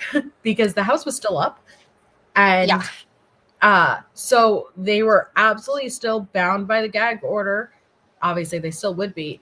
But I think that's why we didn't get really any specifics either. Not saying that he would go into great specifics, but it was very, because what you just said reminded me, like, we have Emily speaking of her experience with Hunter and the others, but with Hunter, not really details at all. But it would make sense, especially knowing it was filmed in 2023. Right. So they have somebody in there named Phoebe, which was Kaylee's pledge sister. She kind of talks about Kaylee's personality, how she likes to play a lot of pranks. They were in Alpha Phi together. Both Maddie and Kaylee wanted to pledge the same sorority. They did not ultimately get into the same sorority. Pi Beta Phi is where Maddie got in, and that's where she of course met Xana, Bethany, Dylan, Emily, and all them. I thought something that was like really cute when they said that, like, when Xana would like first introduce herself, she'd be like, "It's like Xanax without the Without X." the X. And then how, well, I think now I feel like I'm jumping ahead, but just how Ethan and Xana were literally, and we've heard this before, just literally the boy and girl version of one another. They were so similar in personality. Mm-hmm. Yeah, I wrote that down too. They kind of talk through about like the King Street area just being kind of like this iconic, place for many years. Dylan was Emily Alon's little sister in Pi Beta Yeah, Phi. I didn't And realize that. yeah, Or it was her little. yes, and then they said that it was kind of cute because they said like Hunter and Emily like started seeing each other and dating, and then they were friends with both Ethan and Xana, and then they kind of started dating each other, and they'd been together like nearly about like a year come the time of their deaths. Um, but yeah, they were just like all like BFFs, and everybody, like you said, thought Ethan and Xana were like the same people. So I'll get into like the timeline. So November 13th, 2022, 11:45 a.m. This I'm just gonna kind of break down a little bit. Just jump in, Melissa. But this is I'm writing stuff as they're narrating. So Hunter gets a call while at Emily and Josie's. um, Dylan was scared because she didn't know if she was dreaming from the night before. Josie said that Dylan was a scaredy cat, and sometimes she would just call friends when she would hear noises. And she gave an example like about a pan falling on the ground or something. Do That you remember that? very interesting. Yes, and welcome, Little Misfit. That gave us, because I remember we spoke about this when when was it? We were talking about Dylan getting up on the stand and stuff like that, not knowing Mhm. really what her personality would be like. And we spoke about, well, we don't know. Was she a very anxious person? Was she someone who was the smallest thing would kind of freak her out? So that definitely gave me more clarity that she was always kind of on edge, high anxiety, freaked out. And it wasn't the first time she called to have friends come over to check something out. And I thought that was super interesting. I think that it may have been also noted in Apple, or was it Appleman's or whatever, his book, because I think he talked to Dylan's dad and kind of captured some of that essence of her, because I think that's what I remember hearing about her. Like she was just naturally kind of a scaredy cat. But um so as so this is coming from Josie. She was roommates with Emily. She said that Dylan and Bethany exited the house as they were walking down there, and Hunter was in the home. Hunter told everyone to get out and call 911. He said that there was an unconscious person to avoid trauma for all of the girls. And one thing I thought was interesting is Josie said she was actually the person that was on the call that took the phone from Dylan and gave the address to the 911 operator. That was interesting, and we did not know that. Hmm. He said that they had no pulse. That's what was Yes. communicated via either Josie or Emily at this point. The paramedics arrived and they never went in, is something that like they were observing. They said that Hunter Chapin was awoken about cops being at the 1122 King house. He's said that Ethan basically lived with Xana over there, and they would have, the cops called, and he didn't really think much of it. Like he wasn't alerted like something was at that time. Around noon, friends see cops outside the house. So from like neighboring homes and areas, they said that Dylan made comments, "I can't believe somebody would do this." Hunter Chapin walks over to the house and he sees all his friends outside. He's told by Hunter Johnson that Ethan isn't here anymore. Your brother's dead. Yeah, that is heartbreaking. Hunter said, "I think Ethan and Xana were murdered last night."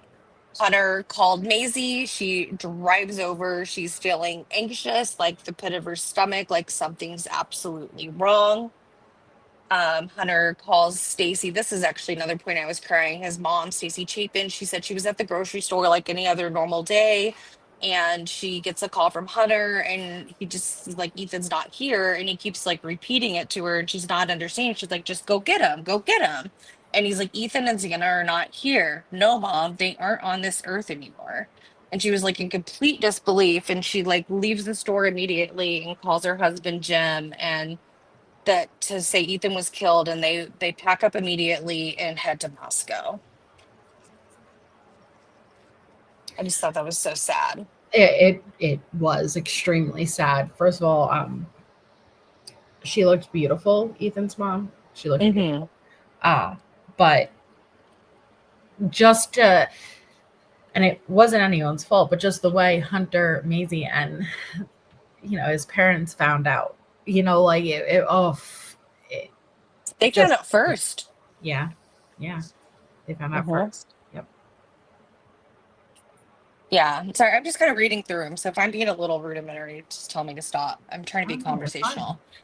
Okay, so this is kind of what people were saying that they were observing, that like friends were just kind of sitting in the driveway, and there was just not much info that was being given, or there was not much talk with the cops. Maddie and Kaylee finally become a thought about where they were, and the friends start looking to see where their location is pinging, and it's showing they're still in the home. And they did confirm on here that nobody ever went up to the third floor. None of the friends did to check on them. They start to get some frustration with the police. I have on here that really kind of, I'll get into a little bit more, but the vandal alert. But in the middle of this, I have where Jake, Maddie's boyfriend, reaches out to Maddie's mom and said, like, "I hear two of them were dead. There was a homicide at Maddie's house. We think Xana's dead." So Karen and her husband Scott, which I actually really thought was really sweet. Everyone, like, Scott's been in her life since like she was 3, and the story of like when Maddie first called him dad, oh, it just like warmed my heart. They start driving to Moscow there, and like they're in their mindset that they're going to pick up Maddie, that they're going to take her out to dinner, make sure everything's okay. Like they are not in their mindset that Maddie's gone. So basically, she was they were fiercely trying to get there to figure out what was going on. And the police had to confirm with Karen at the Moscow PD that Maddie was no longer with them. But at 1:04 p.m., so that was a little bit later in the day, but at 1:04 p.m., a vandal alert says homicide on King Road. And then everyone's questioning, like, where is Kaylee and Maddie? And so the cops still aren't talking to them. And then another vandal alert goes out about a quadruple homicide shortly after. So Josie says that like she has like her phone up and she shows the cops her phone, you know, is like of the alerts and ask, what is this? And the cop, you know, responded to them, all four of them. Yeah. And then, oh God, that was so sad. And then so they kind of went back to what Hunter's experience was. So they're kind of going a little bit like, I feel like in present time to like flashbacks and like fast forwards, you know? So they said that Hunter went into Xana's room and saw Xana and Ethan with wounds and a lot of blood, like they'd been attacked. All the friends that were out there were taken to the police station for interviews. Mentioned a little bit ago that Karen, Maddie's mom, and stepdad Scott, they were put into a room at the police station, and that's when they were told that there was 4 victims, and Maddie was a victim. Kaylee was also a victim, and their world crumbled. So at this point, Kaylee's parents didn't even know either. Scott, Maddie's stepdad, said he was just angry and disbelief. They did not share any further details with the family at that time, and that the crime scene was being processed. And then shortly out, I think later on, like Stacy and Jim also arrive in Moscow, and police told them as well. Yeah. In a way, you know, with Maddie's mom and stepdad not knowing for that drive, Mm-hmm. I feel it was probably a blessing, because I've thought about it many times. Imagine getting news like that and then trying to get like a long distance. I couldn't imagine. And so it's probably best that they didn't know for that drive. Because Yeah, I couldn't imagine trying to drive under those conditions. but Stacy and Jim did. You know, they were on Yes. the flip side of it. Yes. Yes, heartbreaking. So they get into a little bit of like what happened after, like everybody was interviewed at the police station. They said that the university booked a block of rooms for the surviving roommates, the friends, and families, and those closely affected, um, that were on the scene. So that's where we heard rumors that they stayed the night over, like in a hotel, and they were all like scared crapless, you know, trying to like process like what happened. So Emily, Hunter, Josie, Bethany, Dylan, they said they were all in shock. Emily explained that like Hunter was kind of like in a traumatic type shock, very terrified that like every noise they feared of another attack. And this whole thing about like targeted and isolated attack realization that hit was like was kind of this like impending doom of like, have they all like, were they stalked, have they all been stalked? And it kind of leads to that like illuminous, like, you know, dark kind of nature. But that's pretty much like episode 1. Yes. Sorry, I feel like episode 1's kind of like a prelude, and it starts like getting more and more into it. No, you're Did I fine. miss anything? No. Okay. So episode 2, it talks about like the kids that start leaving the school in fear. Stacy Chapin talks about being overwhelmed with calls by like from media, from just like family and others, and just her grief. And actually, that was something that I found really interesting, Melissa, that tended to be a precedent in this as a theme without, I think, it needing to be a theme, was how much people were like reaching out to the families and their reaction to that and wanting to be recluse, you know, and like withdraw. And they were being like, they felt bombarded by the media. Even Karen talks about it, you know, that like some people, like they weren't even calling them by their names. They were just like looking for a story. They weren't really being, they felt like some reporters weren't being like respectful. No, I can't imagine they were, honestly. Right. So they said that Moscow PD called daily with little updates that Hunter and Emily,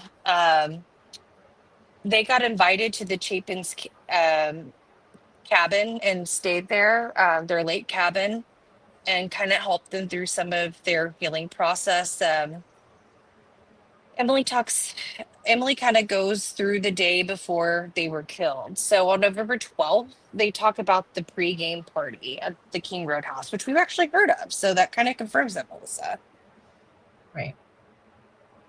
So they pre-gamed, they all hung out. That's the day where they have their most, popular pictures taken together. They said that Xana and Ethan actually left to go to the game. Um, then later on that evening, Ethan was Maisie's date to her sorority formal. That's so And sweet. I know. And then Hunter was like, I think her friend's date. And so I think they said afterwards, like they left and went over to Sigma Chi, which Bethany and Xana were already there. And Maisie was tired and wanted to stay home. And she said it was the first time like Ethan ever texted her, I love you. And that they never like say that to each other. And she didn't write him back and she felt awful. She was asleep, yeah. And then so Hunter talks about being over at the Sigma Chi party, and he said that pretty much Ethan and Xana were in his room like a majority of the time, and then they went back over to their house. So that's where they were, and everybody was wondering. And then David Barachoa, and I felt really bad for him. He was one of the ones that was brought up as a suspect on 4chan by internet sleuths. He described his last time seeing Xana that like she invited him over to come like hang out sometime. He never really hung out over there, that he was actually a designated driver that evening. And Mhm. and he later talks about getting home around 4 a.m. and it just being a very oddly quiet, dark, kind of mysterious night. And then We heard a few of them actually had that same experience. yeah, Hunter says that he went and like locked Emily's door. So that was kind of For the first time ever. it's very odd. Very odd. Then they start getting into the media. So they start bringing up people that like work for the school newspaper, that there was Ben Dewitt who had known Xana since childhood. He was one of the reporters for the Argonaut. It's the school newspaper there. They had Northwest Public Broadcasting representative Lauren Peterson as well on there. And they're just kind of talking through like the rumors that kind of start spreading around. Um, a lot of people trying to kind of like mitigate like fact from fiction.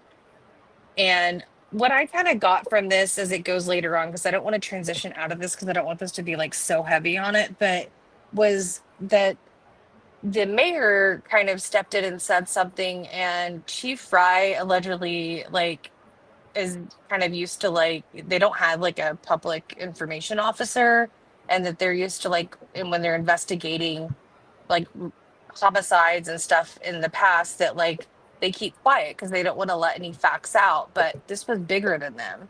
And I think this is kind of why we heard at the first press conference of like, I've been needing to probably be here a couple days earlier.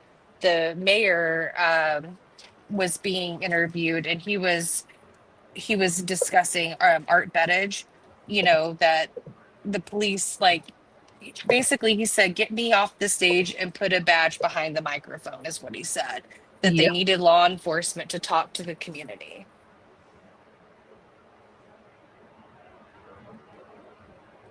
So then we get introduced to them.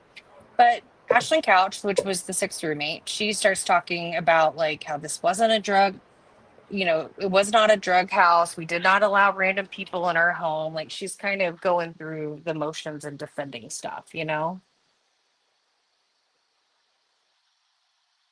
And so Stacy Chapin, she asked Hunter and Maisie if anything was going to come out with Ethan? Like, was anything going on with him that she didn't know about? Like, they were like, no, absolutely not, because there was all these rumors about like there being a drug house or being this or Ethan did this. And, you know, I mean, these rumors were affecting these families, and they were definitely, you know, making even the parents like ask questions of like, is there something I don't know about? And they kind of fast forward a little bit to 2 days after the crime, November 15th, that there was like a media circus. This is where they said that like the reporters start reaching out really soon. They're going after victims' families. The reporters are calling parents and siblings. Like they were actually calling like Hunter and Maisie's phones, like reporters, like big news outlets. Like, wow. The family like didn't want to talk. Like it's just it's wild to me. Um, but definitely, you know, this had captured, you know, the nation's attention pretty quickly. They had interviewed Blaine Eccles, which was, I think he was the dean of students for from University of Idaho, if I remember correctly. He was in some of the press conferences and trying to talk through like, you know, I remember him mainly talking about like what counseling outreach that they were going to help provide for students and making accommodations for them. So we already kind of went over Mayor Art Buddage. He, you know, he had mentioned something about wanting the law enforcement to kind of take over. And then we head into like the first press conference. So it's kind of taken us down, you know, everything that's happening to date. So that's where they first confirmed that there was a stabbing by a sharp object. And then one of the friends, Ava Wood, she like talks about how like even when she thinks about like the home, like she just sees blood dripping outside of the house all the time. Like these images of like what's been out in the media is like imprinted in like her mind. And that stuff is, you know, it even to like whenever they I think they were filming this, like we were talking about Melissa, like in 2023, like it was showing where a lot of these people they were interviewing, their all their windows looked out to 1122 King Road. Right. And what that impact like, you know, made them feel like. Do you want to add anything? Sorry. No, sorry. I ran to the restroom, but I was listening to you the whole time, so I had to mute. Okay, so this is actually where I started thinking some stuff kind of got interesting for me, was the grub truck video being released. And Emily said she called the police on Showalter, hoodie guy. Did you remember hearing that, Melissa? Sorry, I was putting Asgat link in there. Say it one more time. Emily said she called the police on hoodie guy, Showalter, in the grub truck Yes. video. Yeah, she submitted the tip, which was very interesting because it's like even they were watching what was coming out and questioning it themselves. Yeah, I mean, we never heard from Hunter, mother of Psycho Breakers. Like, this is just stuff that was coming from Emily and others. So it was kind of, this is why I take things like with a grain of salt. So I did find like the part about Emily kind of interesting. It's like, interesting. She called in on them. Yeah, it's And very then, interesting. yeah, and then they show kind of where like the Corner Club picture gets released. And then they do this segment on non-professional journalists and YouTubers. Mm-hmm. They talk And about, well, Charlotte, real quick, she called in and submitted the tip. Like, I don't know if you guys know about this, but you know, like there's this grub truck video that was released and there's this guy in it, you know, like, and he is acting a little suspicious. So not like 911 versus submitting the tip, or I don't know if she called through the tip line. Do you remember if she called through the tip line or called maybe a source that she had already dealt with inside the police department? But yeah, she I said she don't, called. yeah, like she knew who he was and called. I mean, she was like even catching the hype, you know, of people being, you know, suspect. So they jump into the non-professional journalists and YouTubers. They talk about how a lot of them they didn't have great ethics, that some people were dressing up as students to enter the dorms and interview them. And then they show different clips of people that we've seen around the streets before and kind of being a bit invasive in the community and making some feel um, unsettled with their presence. Did you mention them going to stay at the hotel after? Yeah, they all stayed at the Okay. hotel. Yeah. I just found that interesting that one, there was that extreme fear of every little sound, are we safe? Because you didn't know where the killer was. Was the killer among us? And there was a point where they all sat in the hall out together, and that Hunter was very detached. So much it was concerning Emily. Right. Yeah. I was like, I think I wrote in there like he had like this very traumatic and like experience. Like he was, it was sad. Yeah. So then the rumors of the Sigma Chi brothers did it. That's David Barrett showing them again pop up.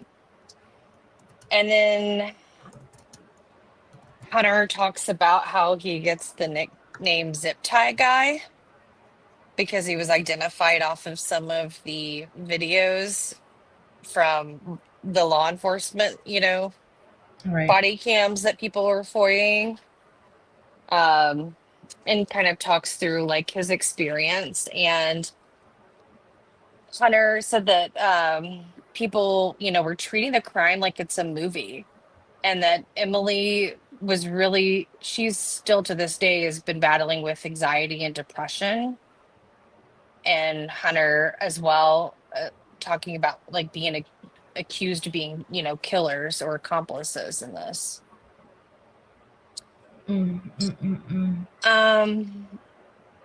They also talk about how Bethany and Dylan were slammed on the internet and they don't deserve it, meaning just being shredded apart by people. They said that people start theories with those that have like close relationships. They even talk about Jake, Maddie's boyfriend. He was attacked online. He stayed at Karen Laramie's, Maddie's mom's house afterwards. Jack Kerr as well, being harassed and accused, which was Kaylee's boyfriend.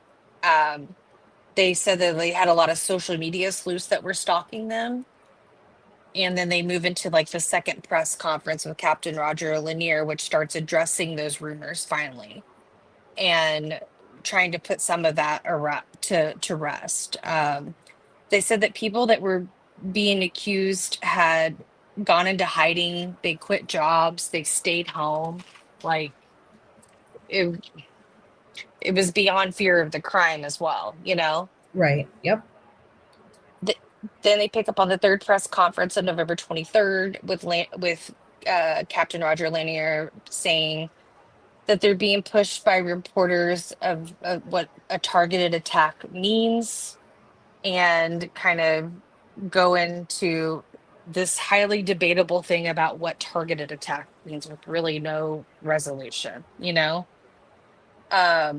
They send everybody out for Thanksgiving, November 30th, 2022. They hold a vigil.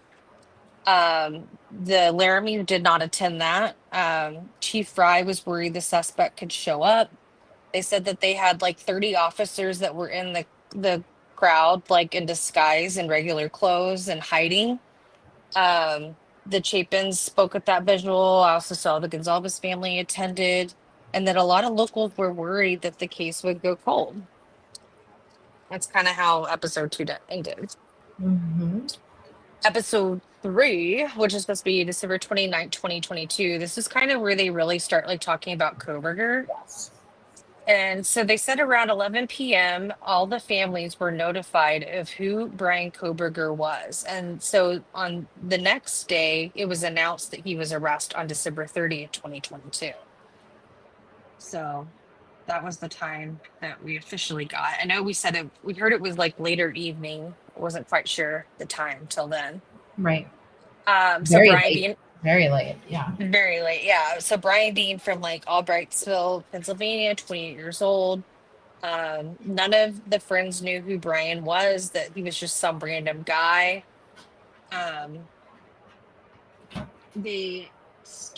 It says like a Monroe County Correctional Facility. He was taken there in Strasburg, Pennsylvania. That's where he was held prior to being extradited. There were crowds of people waiting for him outside. even to be walked into Idaho after they flew him in for extradition. And that BK was kind of like, he was described as kind of this like outsider. And a lot of people, like a lot of locals, felt like they were relieved that it wasn't, that it wasn't. Um,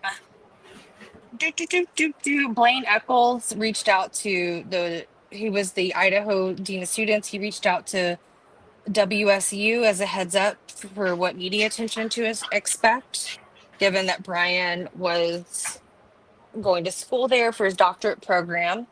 And then they introduced, I thought was interesting, Courtney Franklin, which she was an associate professor of criminology at WSU. I was surprised she was in this. I thought that nobody from WSU would be in this. You were surprised she was in it? Yeah, because I didn't think anybody from WSU would be in this at all. Yeah.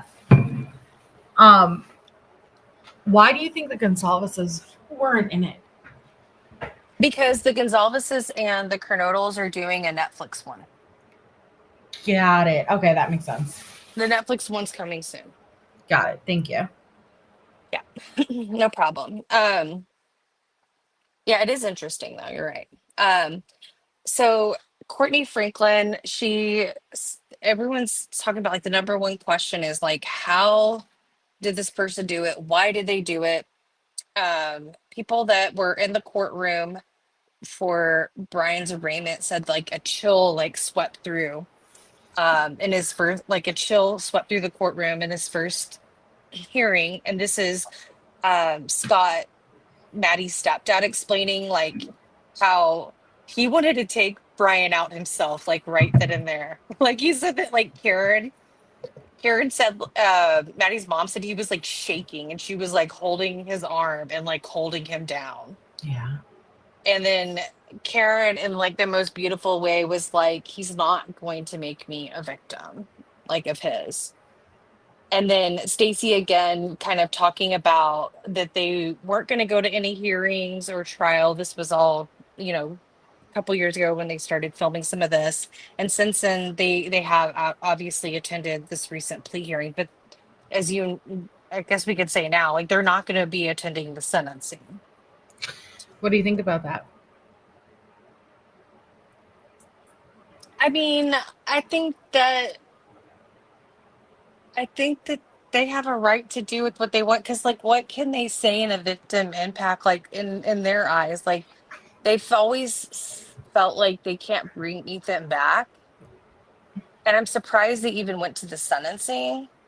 But I'm glad that they did for whatever, the reason they felt to do it. But I think that, the way they would like to honor Ethan and be on the boat and do like a tribute, like a celebration of life for him on that day. I think that they're trying to find a path forward, and that's their way of grieving. And I think that's okay. Yep. There is no right or wrong way. And I know I'm jumping to something she said in episode 4, but Stacey Chapin said at some point we made the decision of we are not going to let this dictate the rest of our lives for our kids. We have to keep on living and we have to keep on pushing forward. And they all made that decision together. And I really respect that because it's so much easier said than done. But to find that strength in your surviving children to push forward and to maintain that sense of normalcy for them, I have a lot of respect for that. Oh, absolutely. Absolutely. And I can't wait to get into more of some of their stuff too, because I have a lot of questions I've even gone to sleep thinking about. It's weird. But so next up I have is like the gag order was put in place, and then we meet Josh Ferrero again, which we met him before. He was at DeSales University, former student with Bryan. He worked on like that group project with them, and he just always kind of described that like he was a pleasure to work with, and how they Bryan was like really kept to himself. And even when he invited him to social things, like he didn't want to be involved, but he was like a very smart person. And I actually found Josh's background to be really interesting too. Mm-hmm. I don't know. I watched his like interview with Ashley Banfield. I don't know. I really liked him, but they also show they introduced somebody we haven't met before named Brittany. She was a former classmate at DeSales. She said that Bryant's, and she said that she saw him as one of the smarter students that she tried to cheat off his test before. They kind of described him as like a lonely guy. Like I said, he turned down some parties. Josh specifically said he was like kind of an oddball, like a robot, and that he really could see somebody like BK being involved in a crime like this, and that just kind of gave me chills. I think that I'm not surprised the more and more we find, I don't know, like even him at his plea, hearing the way he spoke and his mannerisms or lack thereof and his expressions or lack thereof, like it really gave an image because he's been silent for so long. We really hadn't heard him say more than one word. And it was like, oof, like all of the stories we've heard, and people's recollections of him, it was really, you could really start to see it. You could really start to see the bigger picture there. Yeah, it is. I mean, it's interesting because like they really take the theory and the Vicky Ward, James Patterson book and in this docuseries to get into this connection of like what Brian studied to maybe people he wanted to emulate, which will offshoot the Papa Roger conversation. But basically, like, we all are aware Brian studied forensic psychology under Dr. Kathleen Ramsden, right? And so they learn about serial killers and murderers, their motives to commit crimes. They even, I think it was Brittany that said she had one of those crime scene house assignments with him. Remember? Yeah. That she actually had those. So guys, when we went through that paper, like it wasn't just an online one. Like he actually had one of those assignments at the crime scene house with her. And I did find it really interesting that they went into the Kohberger's Reddit survey and about like how inmates felt after committing a crime. And Brittany felt like some of those questions were really out of the realm of the type of questions that they would typically ask for those surveys and completing their paper. And I'm so interested now. Like, I would like to see a comparison of what other people were writing on and submitting versus him. Right. It definitely gave me that spidey sense. But yeah, they just kind of, again, talk about Brian just being raised in the rural mountains of the Poconos. And Josh believed that, hold on. So one thing that Josh said that he was theorizing about was he said that he believed that Brian had an oh shit moment when he returned to the house in the morning, realizing that he probably left the sheath. See, Ashley Banfield says that too. I don't think that's what he was doing, but that's just my opinion. So I know. And did you hear him describe the things that he thought that he would wear because of the stuff that they learned about? Because I was like over here going, what? Go ahead. What? Explain So it to us. Josh was like, he probably wore booties on his feet. He was gloved up. And then he said something interesting I thought about a hairnet underneath the hoodie on his head. A what? A hairnet, yes. A hairnet. I didn't even think about that. But the Honestly, booties, I was like, good chance. I wrote booties in capital letters and underlined it like 10 times because I was like, booties on booties on booties. I think it's just interesting to see how, just like us, they sat there speculating too, trying to figure it out. Mm-hmm. So they start getting into like these quirks of things that are kind of happening in Brian's world after these murders. Like they get into like 5 days after the murder, Brian changes his car registration from Pennsylvania to Washington. And then we find out that November 28th, 2022, this is actually when Moscow PD sends the bolo to law enforcement, and for law enforcement only. Because the one to the public, was it December 7th? Mm-hmm. Okay. So the WSUPD receives it, and then they are interviewing Chief Gary Jenkins. He was he's the WSU, he works the Chief Gary Jenkins of WSU Police Department. He, um, so they were advised to obtain the plate only, don't make contact with the driver, and only LE info provided.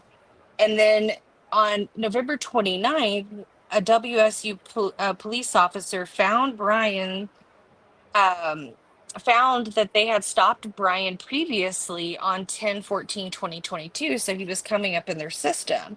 And they said that the car they found wasn't between the initial years that the bolo went out, so they never submitted the tip to Moscow. That was interesting, was it not? Yes. I was Super like, interesting. mm-hmm. And then we dive into the Papa Roger world. Ugh. Yeah. They showed all of this. It was interesting hearing from the admins.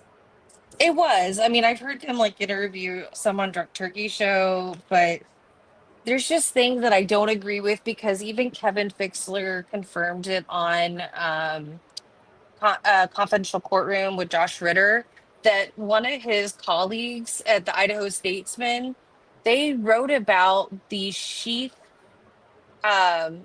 possibly being left behind because they were interviewing locals that where they sold knives, asking about a K-bar within the first week. So that information's been out in the public, but this docu-series and other media outlets are acting like nobody knew about this until much later. That's what I'm saying. I said Wolfie knew, like immediately, like, so, and I'm sure there's plenty of people who did. Right. But I mean, basically all they talk about is like Papa Roger. He joined the big Facebook group a few weeks after it was created. He stood out because he was posting a lot and the admins can see those stats, and that a lot of he asked a lot of like thought or feeling kind of provoked questions about the crime or the killer specifically. And that later on they compared the Reddit survey of Bryan Kohberger to the questions that Papa Roger was asking back then, and some people felt like that those were similar. I kind of disagree on the Papa Roger. I'm not 100% on Papa Roger being him. I just feel like people are confirmation bias, and can we compile all the Papa Roger posts that were not accurate too?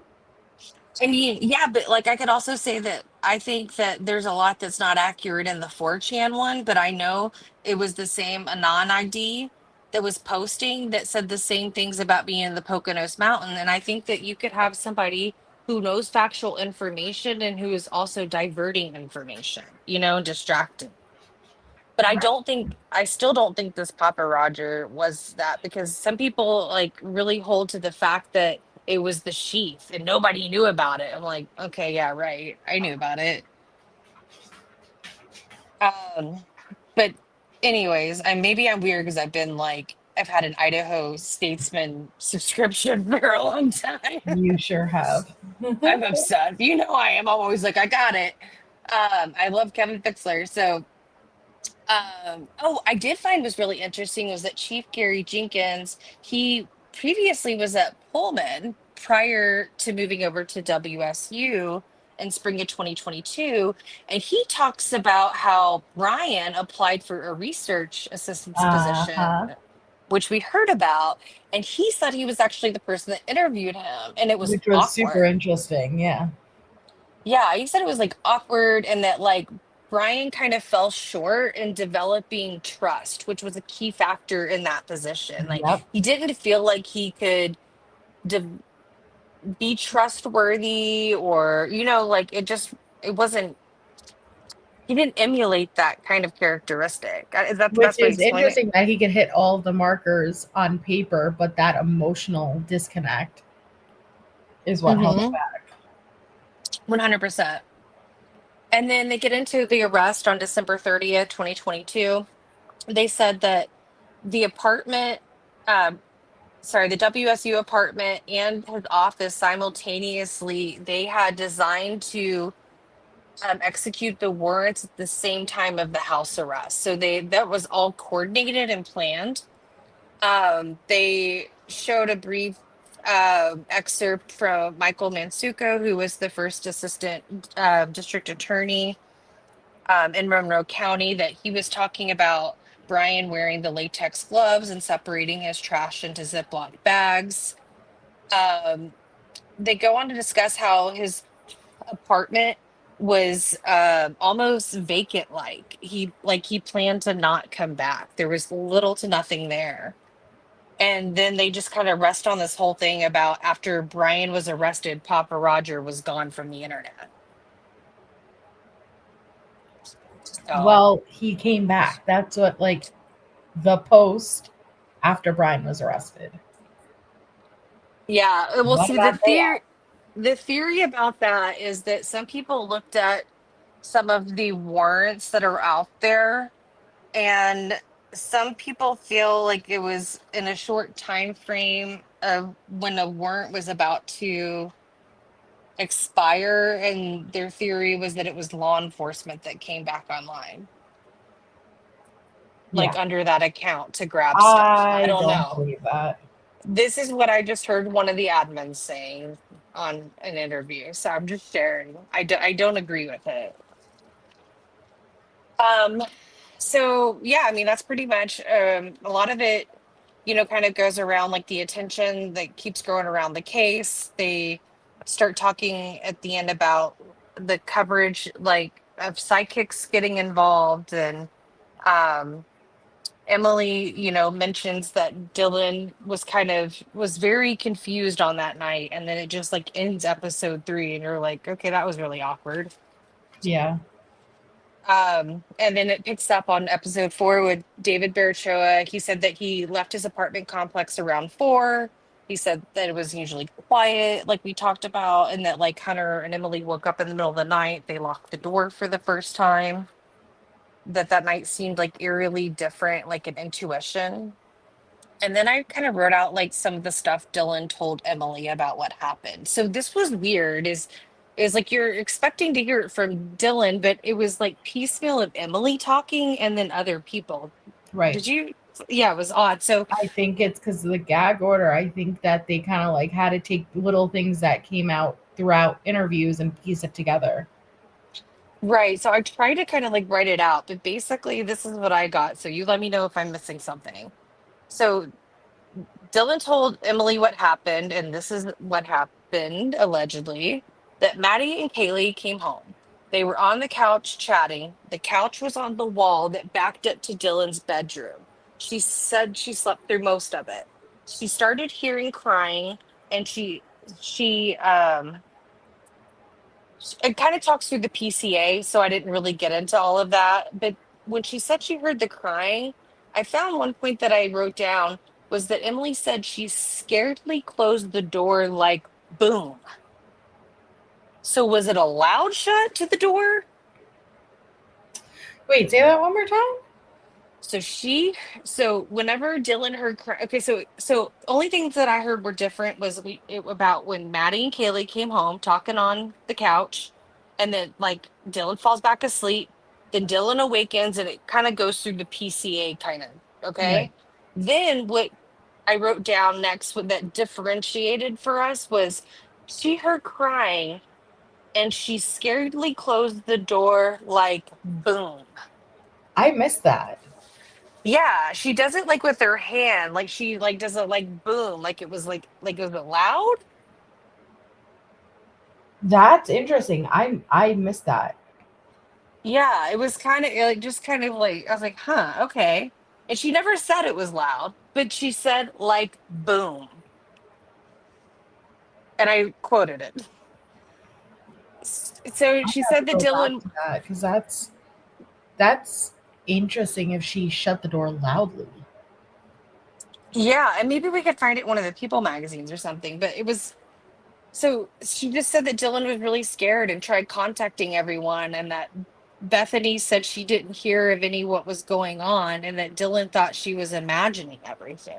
That's kind of how it was. Like the biggest thing I got out of that, outside of what happened before, because we've heard this story that all four girls were upstairs talking about going out to get food. Right, Where going back out to get food.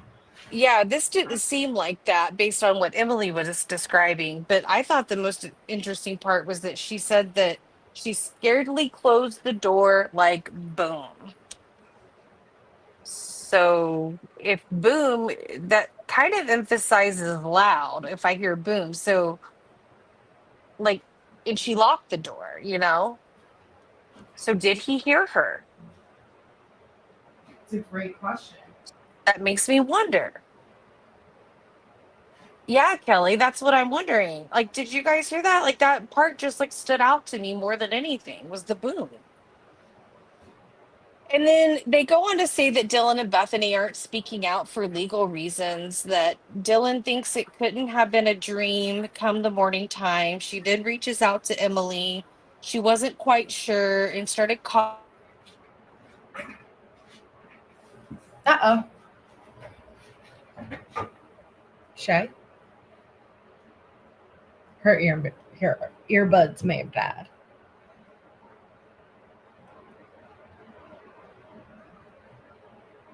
Shay Benai.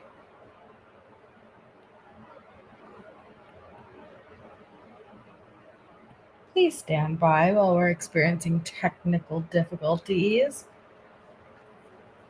Yeah, that's a great question, Kelly, because I never considered her slamming the door. That never even crossed my mind. I always imagined kind of like peeking out and then shutting it. Yeah. Rebecca, yep. That's what I always thought, Jeremy. He fully anticipated police were on the way, especially now if he heard that door shutting and stuff, you know, like hearing noise. But then I debate if his adrenaline was rushing, did he even hear it? Hello. Hey, sorry. That's okay. I don't know. I just thought that was interesting. I want to find who's saying that. Like, where can we find that? Gosh, I don't know because they have those things locked down. Okay, anyways, I've got a few more pages. Sorry if am I being boring? I feel like I'm just trying to go through it but not miss a beat. But No, you're doing a great job at recapping. I'm basically just sitting back and chilling, listening. so so we get to the point where it flashes forward like where Hunter told everyone to get out. Dylan calls 911. Josie takes the phone because Dylan was hysterical. Josie gave 911 the address to King Road. Josie said, um, Josie mentioned that they don't hang out with WSU people. So how could BK stalk them and how he knew where they lived? And I highlighted that because I just want WSU Kim mom to know that, Miss Kimbleweed, that they don't hang out with WSU people. I highlighted this big for you, Kimbleweed. Kimbleweed. And I still remember up until Bryan took the plea, I was getting comments almost daily on those old videos saying, how does it feel now? How does it feel now that she was right? And I'm like, right about what? What the fuck came out that you guys think validated Kim? I was laughing because I love reading the Reddit forums where they'll bring up some of the Kim theories, and then I love seeing people like, you know, say, "Oh, Kim's been debunked," and then they'll like, you know, share clips and stuff. And I think it's funny. I've never shared like one of our debunkings, but I'm like, man, they would have a heyday with it. Right. And I am under Reddit in incognito mode. Like I don't really chat in there. I just lurk. So okay, so we flash forward a little bit after this part, and Josh Ferrero says that, like, starts talking about how Brian commuted to school, he didn't socialize much, that, you know, he believes like that he kind of had trouble with women, and then in comes the incel theory. I never And liked the incel theory, I but don't either. I don't think he's an incel. no.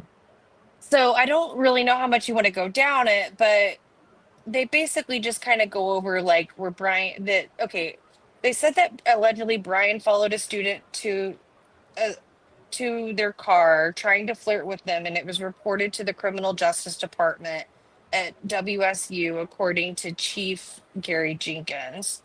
That Josh Ferrer said that they studied Bundy, Kemper, Elliot Rodger, and Yep. you know the whole like thing about Rogers Manifesto, that they he had this hatred for the Alpha Phi like sorority girls, which was the same sorority coincidentally that Kaylee used to be in.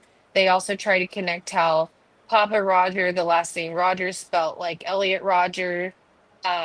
That Brian just didn't seem bothered by what Elliot Rodger did when they were studying him. That's what his former classmate Brittany said. See, that That aligns more than the incel theory, like Elliot Rogers to me. Brian had a passion and interest in criminology and killers, you know?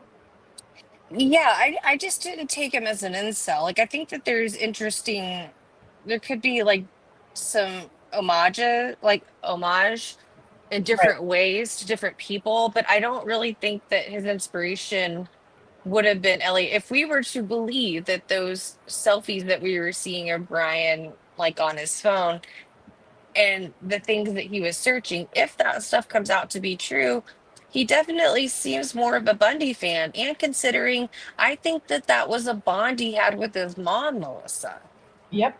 I with agree. her writing. So I've always thought that it was just odd. So they kind of talk about this, and I just personally don't think he's an incel. I think that what we've heard um, from the Dateline special, but we've also heard this like little rumor that he hung out with a girl that was of Asian descent at some point, like throughout the last few years, right? Exactly. But we never knew much about her until the Dateline special, and like she had interest in him, and I think it was more like he had a type he was interested in, a woman. Like he could have gotten girls. I don't think he was an Right. incel. Tracy. Yeah, but that's also from a line of a movie. You know, Rebecca, that's a good point. It's like I think that there's some homage pieces that are there, but I don't think he is a true incel. I I just like there's just this part of me that pulls to the other side, but I do think it is really interesting. And I'm very fascinated with it. Like I would love to learn more and understand more, but I'm just not 100% sold. And the only Okay, say if it were to come out that he truly was Papa Roger, then I would think, okay, maybe the Elliot Roger incel thing may make a little bit more sense. But I don't know. Maybe if that's not true, then are certain things coincidences? I don't know. It is very odd. But they did talk about how they had that Bride Nation subreddit. Melissa, I thought was interesting because I saw it out on Reddit for a little bit, and it was like the fan club, and they Reddit took it down, and it was like these girls who had like made like keychains of like Brian and like these little altars. Like it was very, very odd. And wasn't one of the recent shooters, excuse my language, sorry, I was just say that, um recently, wasn't he like kind of fanboying over Bryan Kohberger? Do you guys remember that in chat? I remember hearing something about that. I did think that was kind of interesting. He did, Harley, yeah. But that's also a movie line too. That's why that's hard. Oh, one of the things I thought was interesting, I don't know about you guys, I thought it was kind of sad, was like Josie was saying that these like fake Instagram accounts uh were, well, she's saying they're fake, obviously. Fake Instagram accounts of Bryan Kohberger were messaging Josie and like friends saying, "Sorry, I killed your friend." Like, that's kind of gross, like, and sadistic. Like, what an ass. So people just out there doing the most and taunting survivors and friends. And then they just get That into was like, really fucked up. it was really fucked up. Yeah. And they start getting into like how the King Road House just became like this tourist attraction. And David Berchoa was worried, like he was talking about like how he was getting ready to graduate and how he was going to be looking for jobs soon. And he said that like anytime, like if he Googled his name pops up like in the Idaho Ford rumors as speculation. And I'm like, man, that's awful, you know? And like, what does their life look like after this? Like, these kids were like trying to start their lives and careers. Right. And I thought it was really sweet that like Hunter and Emily are still together. They're Yes. living in Boise. They said that a lot of them, like they talked about deleting TikTok, Instagram, and Most of the them. news. Most of them, they stepped back from social media. A lot of them went to private if they were still on it. But yeah. So then I start getting into, this is a really hard topic, and I want to get your thoughts on this. I want to talk with you, Melissa, about, and this is a very sensitive topic, and I have a lot of respect when I say this, and I'm really trying to understand it. But we get to the part where we're now interviewing the Chapins, Uh-huh. and after the memorial, what they decided to do with Ethan. I want to talk to you about this. You want to explain it to them? So they talk about like after the memorial, the Chapins like didn't know what to do with Ethan's remains. And his mom says like, no, we're not gonna, or no, his dad says like, no, we're not gonna go to a cemetery. And then his mom's talking about like, no, we're not sending him to a crematorium. And then they discuss how Ethan is in the basement of their home and he'll stay until Stacy or Jim pass away, that he's safe there and they could go down and sit and talk to him whenever they want, and they do that.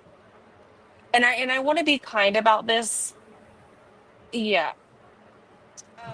Did you take that as it was Ethan's coffin, or I took it as that because of the no crematorium? And I need to ask you about this because this is what I told you I was having a hard time sleeping about and trying to understand. I thought so, Harlot, but I don't know now. I really, because I was thrown for a loop with that and I was left like, wait, what does that mean? It's not a big deal if he was cremated, but um, if he wasn't, I'm very confused. I don't know, 40 Love Style. I thought so too, but then I had to rewind. And when they said,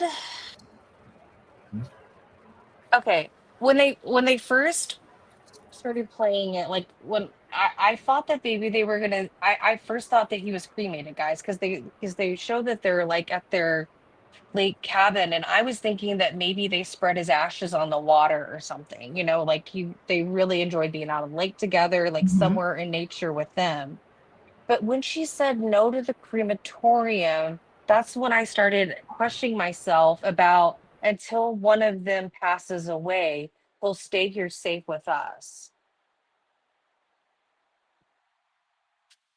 Really, Vicky? That's what I thought too, Regina. I don't know.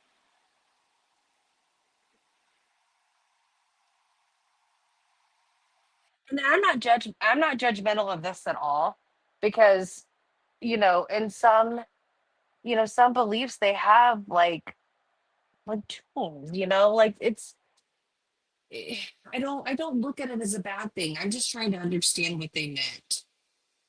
And no shade either way. I just found the way that it was communicated left me with a little bit of confusion. And I have the utmost respect for them. That's their baby. You Well, think I don't think it's a big deal if I just don't imagine them keeping ashes in an urn in the basement then. That's why it didn't make sense to me if it was just an urn. right. Put it in the basement. Nothing's wrong with keeping ashes. We're trying to understand if that is what was said. Yeah, there's nothing wrong with it. Actually, either way they decide to do it is up to them. And I thought it was very sincere and kind the way they explained it. No judgment. I just was confused and I was trying to understand. If it was ashes, nobody would look at that sideways at all. But it was very unclear in my opinion. Right. But maybe that's why I'm thinking maybe it could be a casket because they would want to wait till one of them, the parents, passes to bury him next to him. That's what I thought. Maybe ashes in the casket. Like, I don't know. That's what the confusion is, but it gave me pause because it's unclear. Yeah. I can't imagine keeping an urn in the basement. You wouldn't want to tuck that away and you know what I mean?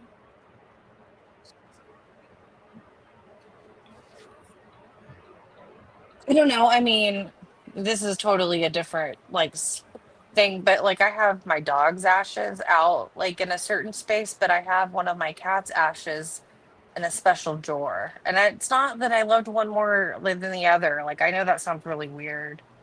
It's totally different. I just No, he I'm weird. said I could go down and talk to him whenever I want. And I do. Yeah. I And I don't think think that's they'd be beautiful. allowed to keep his remains though, like Why that. wouldn't they? No. People bury people on their property. It's their property. You know what? I don't know. I'm not too familiar with that. Jamie. Oh. Okay, maybe I'm heading down a wrong avenue. That's why I wanted to ask you. Maybe it's not for a live talk. I was confused. Well, it did throw me. I'm not sure. I hope we get a little bit more clarification.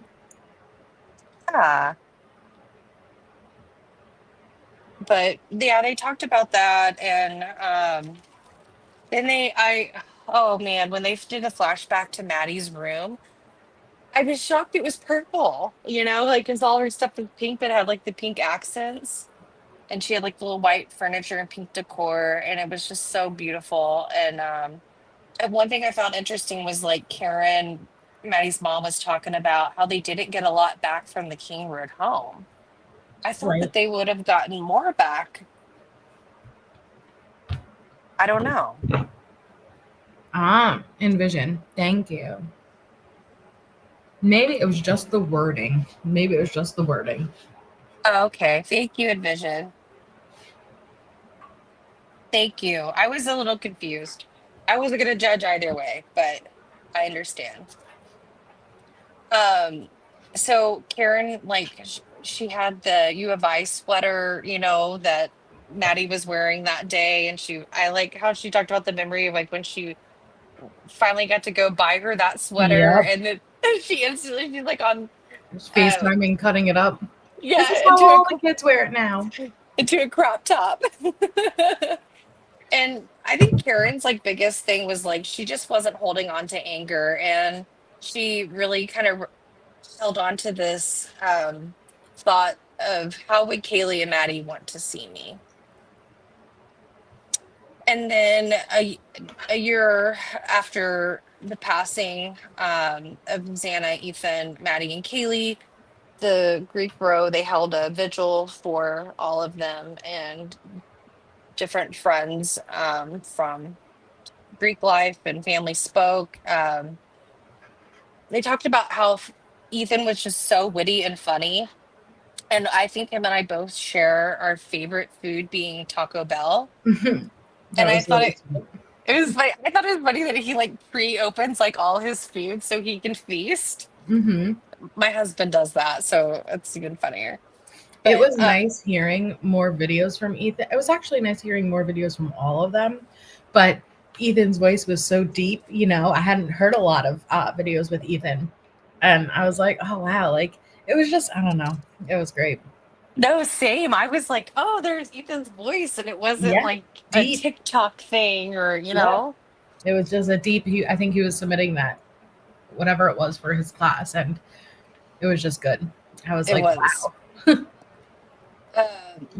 They were talking about how like Xana always did backflips, and she was a gymnast, but she routinely like fell and would laugh, and that like her nickname used to be like DJ Zan because she would bring her MacBook everywhere and like play music. And they talked about like Maddie's like iconic dance moves that she was known for, and Kaylee's love of just sunsets and her ambitions, and like every time they see a beautiful sunset they feel like Kaylee's saying hi. I thought that was sweet, like just kind of remembering some of it. Was more about the victims, and then they show kind of a little bit of a flash, like ending it was with Hunter and Emily. They're moved to Boise in February 2023. I think he was There's, cooking Hello Fresh. I think he was too. It looked really good. I was Uh-huh. like, look at you. Yep. They talk about how they were just like forced to grow up after this incident, and that like I started crying at this part, like pretty heavily. Emily, discusses like how she gave up on a lot of like her goals, that she's like a different person now and she's still working on herself and how to find herself. And then they kind of flash like to a segment with Josie, which was, Emily's, roommate at the time. And Josie says that like she hangs out with a whole group of new people at U of I now. Um, not to just kind of be associated and talk about some of the stuff. And then they have this segment with Ava where like her bedroom like faced 1122 King Road, and she was getting ready to move out, and it was like 368 days at time of filming, and like just looking out on what the house looked like. And Hunter Chapin's window also faced the house, and how he just wanted that house to go away. And then they finally tore it down December 23rd of 2023. And then at the end, they get into Hunter being nervous for trial to come. That Josie talks about how she would like to feel closure if BK admits he did it or is convicted. And then Emily doesn't follow the case anymore, that nobody has it right, and that Bryan is basically the biggest loser who shouldn't get talked about at all. And that was like my last notes. And I I left think it on that. it threw them probably the most with Bryan, because they started doing their own little investigation and what happened at the party. Was it a fraternity? Like where the grub truck video, and to find out it wasn't anyone really directly connected with them and within their circle. Yeah, Yeah. I thought it was a really good docuseries. I think like I think I didn't like take anything, like there were some parts out of it that I thought were interesting, like learning like Josie took the phone from Dylan when we thought it was Emily, on their own right. call. What Hunter, they describe Hunter saw blood, and the things that people have all had questions about, those The things. But pulse too. I've been hearing about that from the very beginning. the pulse, yeah. And I know you and I covered a couple of the articles last time that discussed some of those things. So I think I was expecting from the docuseries to get more elaboration on that. And there was a few things, but I feel like we got a really good capture of it. And some of these spin-off interviews or articles about the docuseries. What do you think? I mean, I still think it's definitely worth watching, but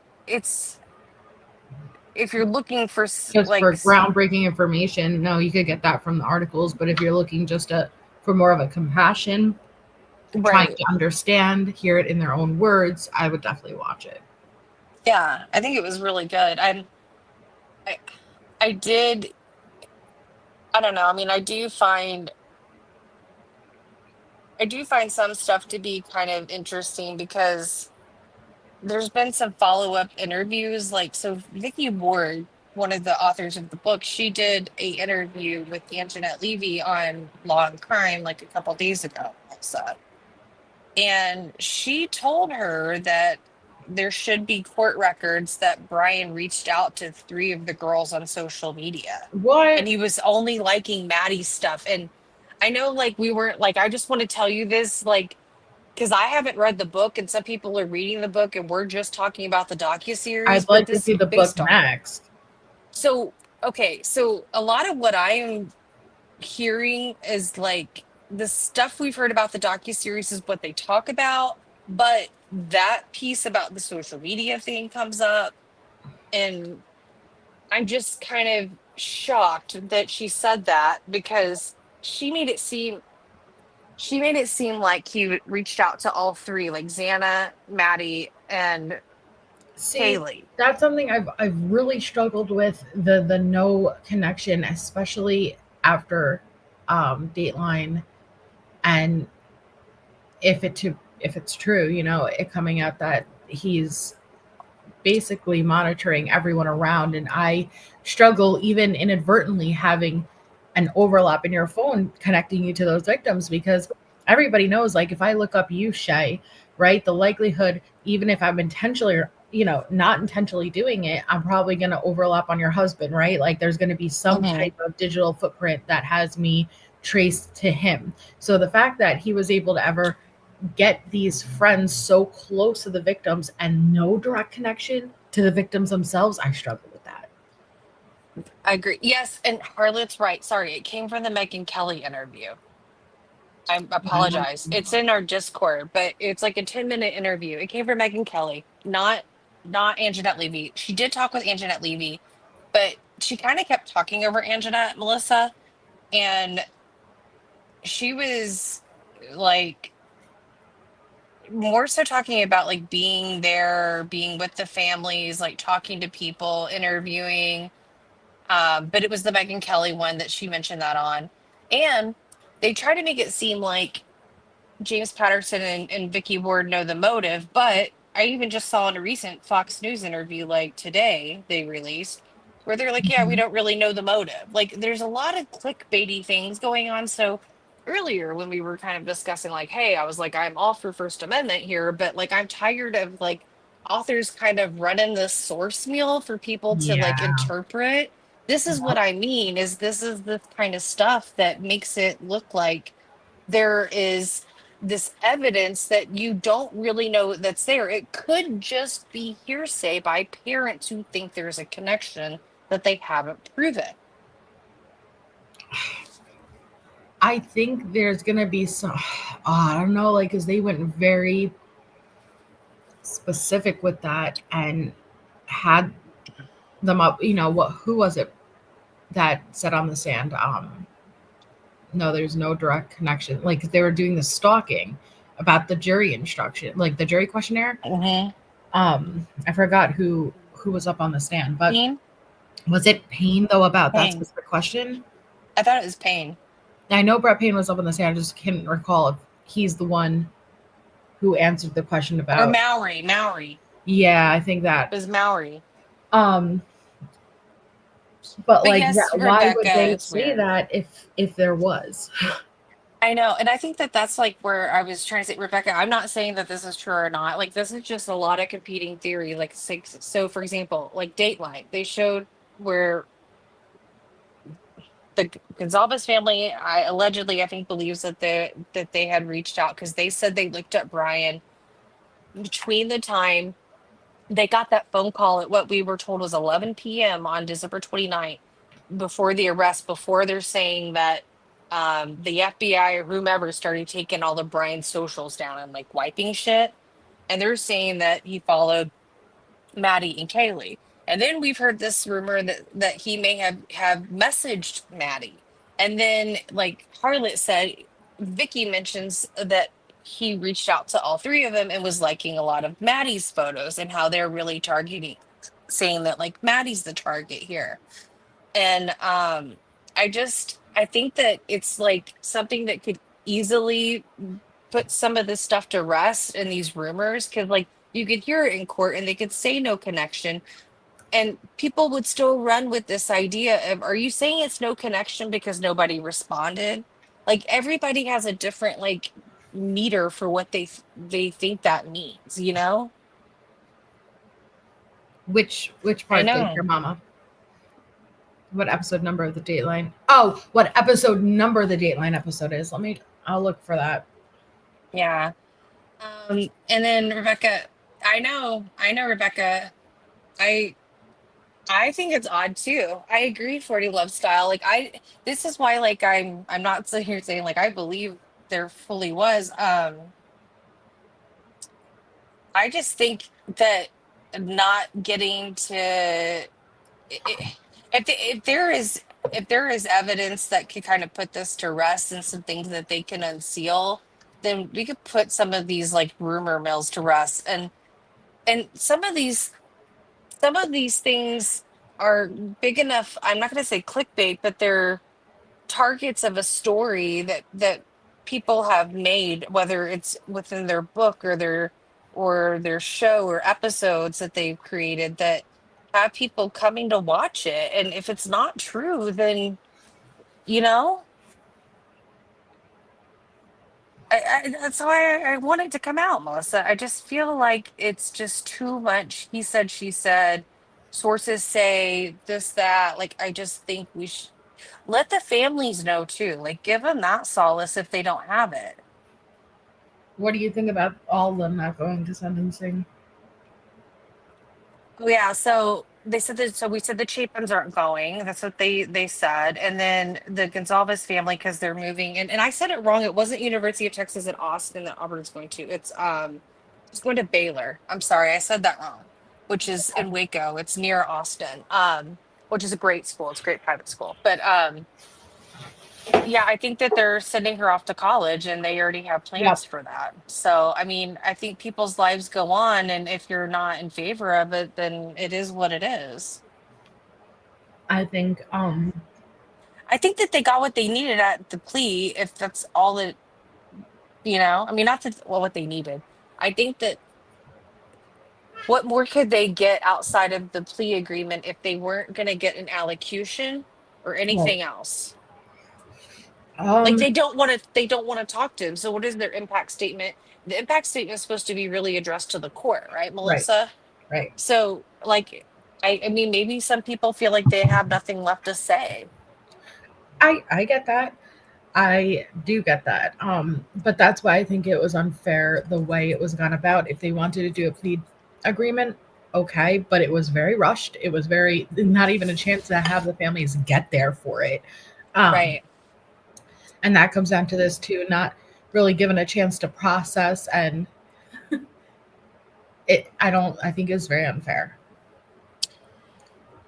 Yeah. And okay, so Melissa, I found randomly, it pulled up in my feed, there was an interview with Kara, Xana's mom. She just did another one. Yeah, she did one with like a Christian media company. And when she was saying that like she found out that he was doing the plea like when she was like on her church retreat or whatever, I don't know. I'm glad she was where she was with people to be in that environment, but it was really sad. It was wrong, yeah. And I agree, Jamie. Friday, Anne goes and asks, you know, for a plea deal. By Sunday, the families are being spoken to, not in detail, just the mention of it. Monday, it's on the docket. And though it wasn't Wednesday, was the hearing. Like, they didn't even have a chance if they wanted to. I think if you wanted to do a plea deal, okay, but it should not have gone down the way it went down. And the same way, Judge Thompson's like, well, at this point, to incorporate, after the Gonzalez family statement, said something along the lines of admitting, you know, to certain things, or giving details like, well, it's too late now because he's already taken the plea. And it's like, yeah, exactly. That's why you shouldn't have rushed through it and just it's been going on for years. What would have hurt to take a week to kind of get your ducks in the row and figure out how you want to do this? Right. Right, I agree, Tracy. It was a slap in the face and handled very poorly. I don't like it. So at this point, I think it would be unfair to look at it. Like, I wasn't surprised with the Chapins because originally they weren't even going to go to trial, you know? But for the rest of the families, I think at this point it's you've given up with the faith of the justice system. And so going there, I can't judge either, way that they decide to go. I mean, I feel like that there's a lot of them that want answers, and it may not be. I think that the best way I've heard it explained is that there's some kind of like process through some people's grieving that they get through the court system, and not maybe getting all your questions answered, right, Melissa, but understanding what all's out there. And so I guess with the way things have been handled, I highly doubt that these families know what all evidence that they really have, And I feel like of all people, they should know. They should know. I think they should know ahead of time, but it's not going to work like that. And it hasn't before. Like, they didn't find out about the 911 call until it was dropped. Yep. Yeah, I agree, Harlot. They should have given the families at least a week to think about it, even if they plan on exactly. That's what I'm saying. Like, it's just the way that it was done. Right, Tracy. Yep. That's a good question. I think that could have been incorporated, like something only the killer would know. Give us where that weapon is, and okay, we'll give you the plea. But I'd like to do the next on Patterson, and I know there's the option that we could sit here and we could read it together. You could listen to the Audible, which is 11 hours, or we could take just the highlighted portions of what we think is worthy of going through and go through those pieces, which I think is probably the best, because unless like you're moment one of it dropping, I don't think there's a need to go through the entire thing. I'd rather go through the portions of relevance and discuss it. Okay. Because like you said, everything is like in the articles and comes out already.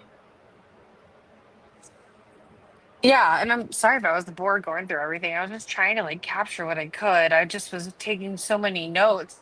No, I appreciate it. That was wonderful. When I was Your like notes listening were to it, and I still.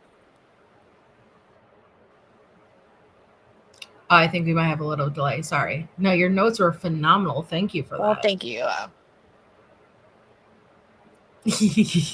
Delays suck. Yeah, I don't know why it's acting weird. I'm like, that went on. Well, I mean, I still found it really good. I think it's like.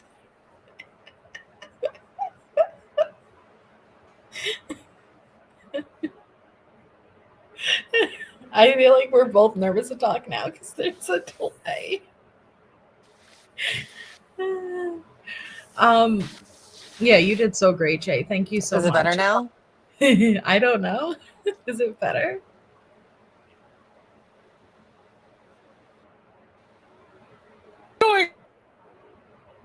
Whoa. No moment. We have the hearing tomorrow, guys, and I think because my plan was I was gonna be submitting my FOIAs the morning of the sentencing to get it nice fresh at the top of the stack. But now with tomorrow, there's a chance that it could be lifted very quickly, And again, that doesn't mean the documents are going to be unsealed, but I'm like trying to determine, when should I submit these FOIAs? Hello. Why are there so many of me? I kicked the other one. Why am I getting fucking yeeted? I don't know. This was like Roboto. I was not into real. Yeah, but no, you're just talking about tomorrow and the possibility that the gag could be lifted, and I'm just trying to figure out the timing of when I want to submit the FOIA, even though there's going to be people submitting every single day, but we'll see. Yeah, I mean, I'm curious, like what I don't know what people are getting out right now. I need to probably go look and see, but I mean, a lot of the things I'm personally interested in are probably going to be the stuff that's sealed. So Yes, me too. Exactly. I'm not really, I'm not saying I wouldn't be interested in certain things. Like, I'm interested in it all, but yeah, it's the sealed documents that's what I want. Obviously, it's what everyone wants. That's what I want. But I guess we'll see what happens tomorrow. What do you think Judge Hippler will, now that the state has changed their standpoint, do you think? I mean, it's a week away. I think that it's, I think he might say we'll start going through this process of reviewing things to be sealed and like maybe give some action items for the attorneys to like work through. But I realistically don't think it'll be like a drop of the hat next day kind of No, I don't. information, And again, the gag could be lifted, people could talk, but that doesn't mean everything's going to be unsealed. Yeah, it'd be interesting to hear, from people their thoughts and what they've gone through. And I don't know. I mean, I really hope that what comes out of some of the sentencing stuff though, Melissa, is like some just the parameters of like I I mean, I don't really know the Idaho laws very much, but something just in place that like Bryan personally can't benefit off of this crime. I am hoping that is something Hippler will incorporate. Or his family. I'm sorry. That is just how I feel about it. Yeah, because Gypsy Rose was able to work around the system through her family getting in. Yeah. But thank you for having me, my love. I'm going to jump down before I robot again. You did an amazing job with those notes, so thank you for that. Yes, no problem. Good night. And I guess we'll see. Good night. Yeah, I guess we'll see you guys tomorrow. Like I said, that's the hearing to see if to hear the motions from the coalition of media. And I definitely want to go over the James Patterson book and what's coming out. So thank you all for being here. I have missed you all. I hope you all have an amazing rest of your night. And I will see you guys tomorrow.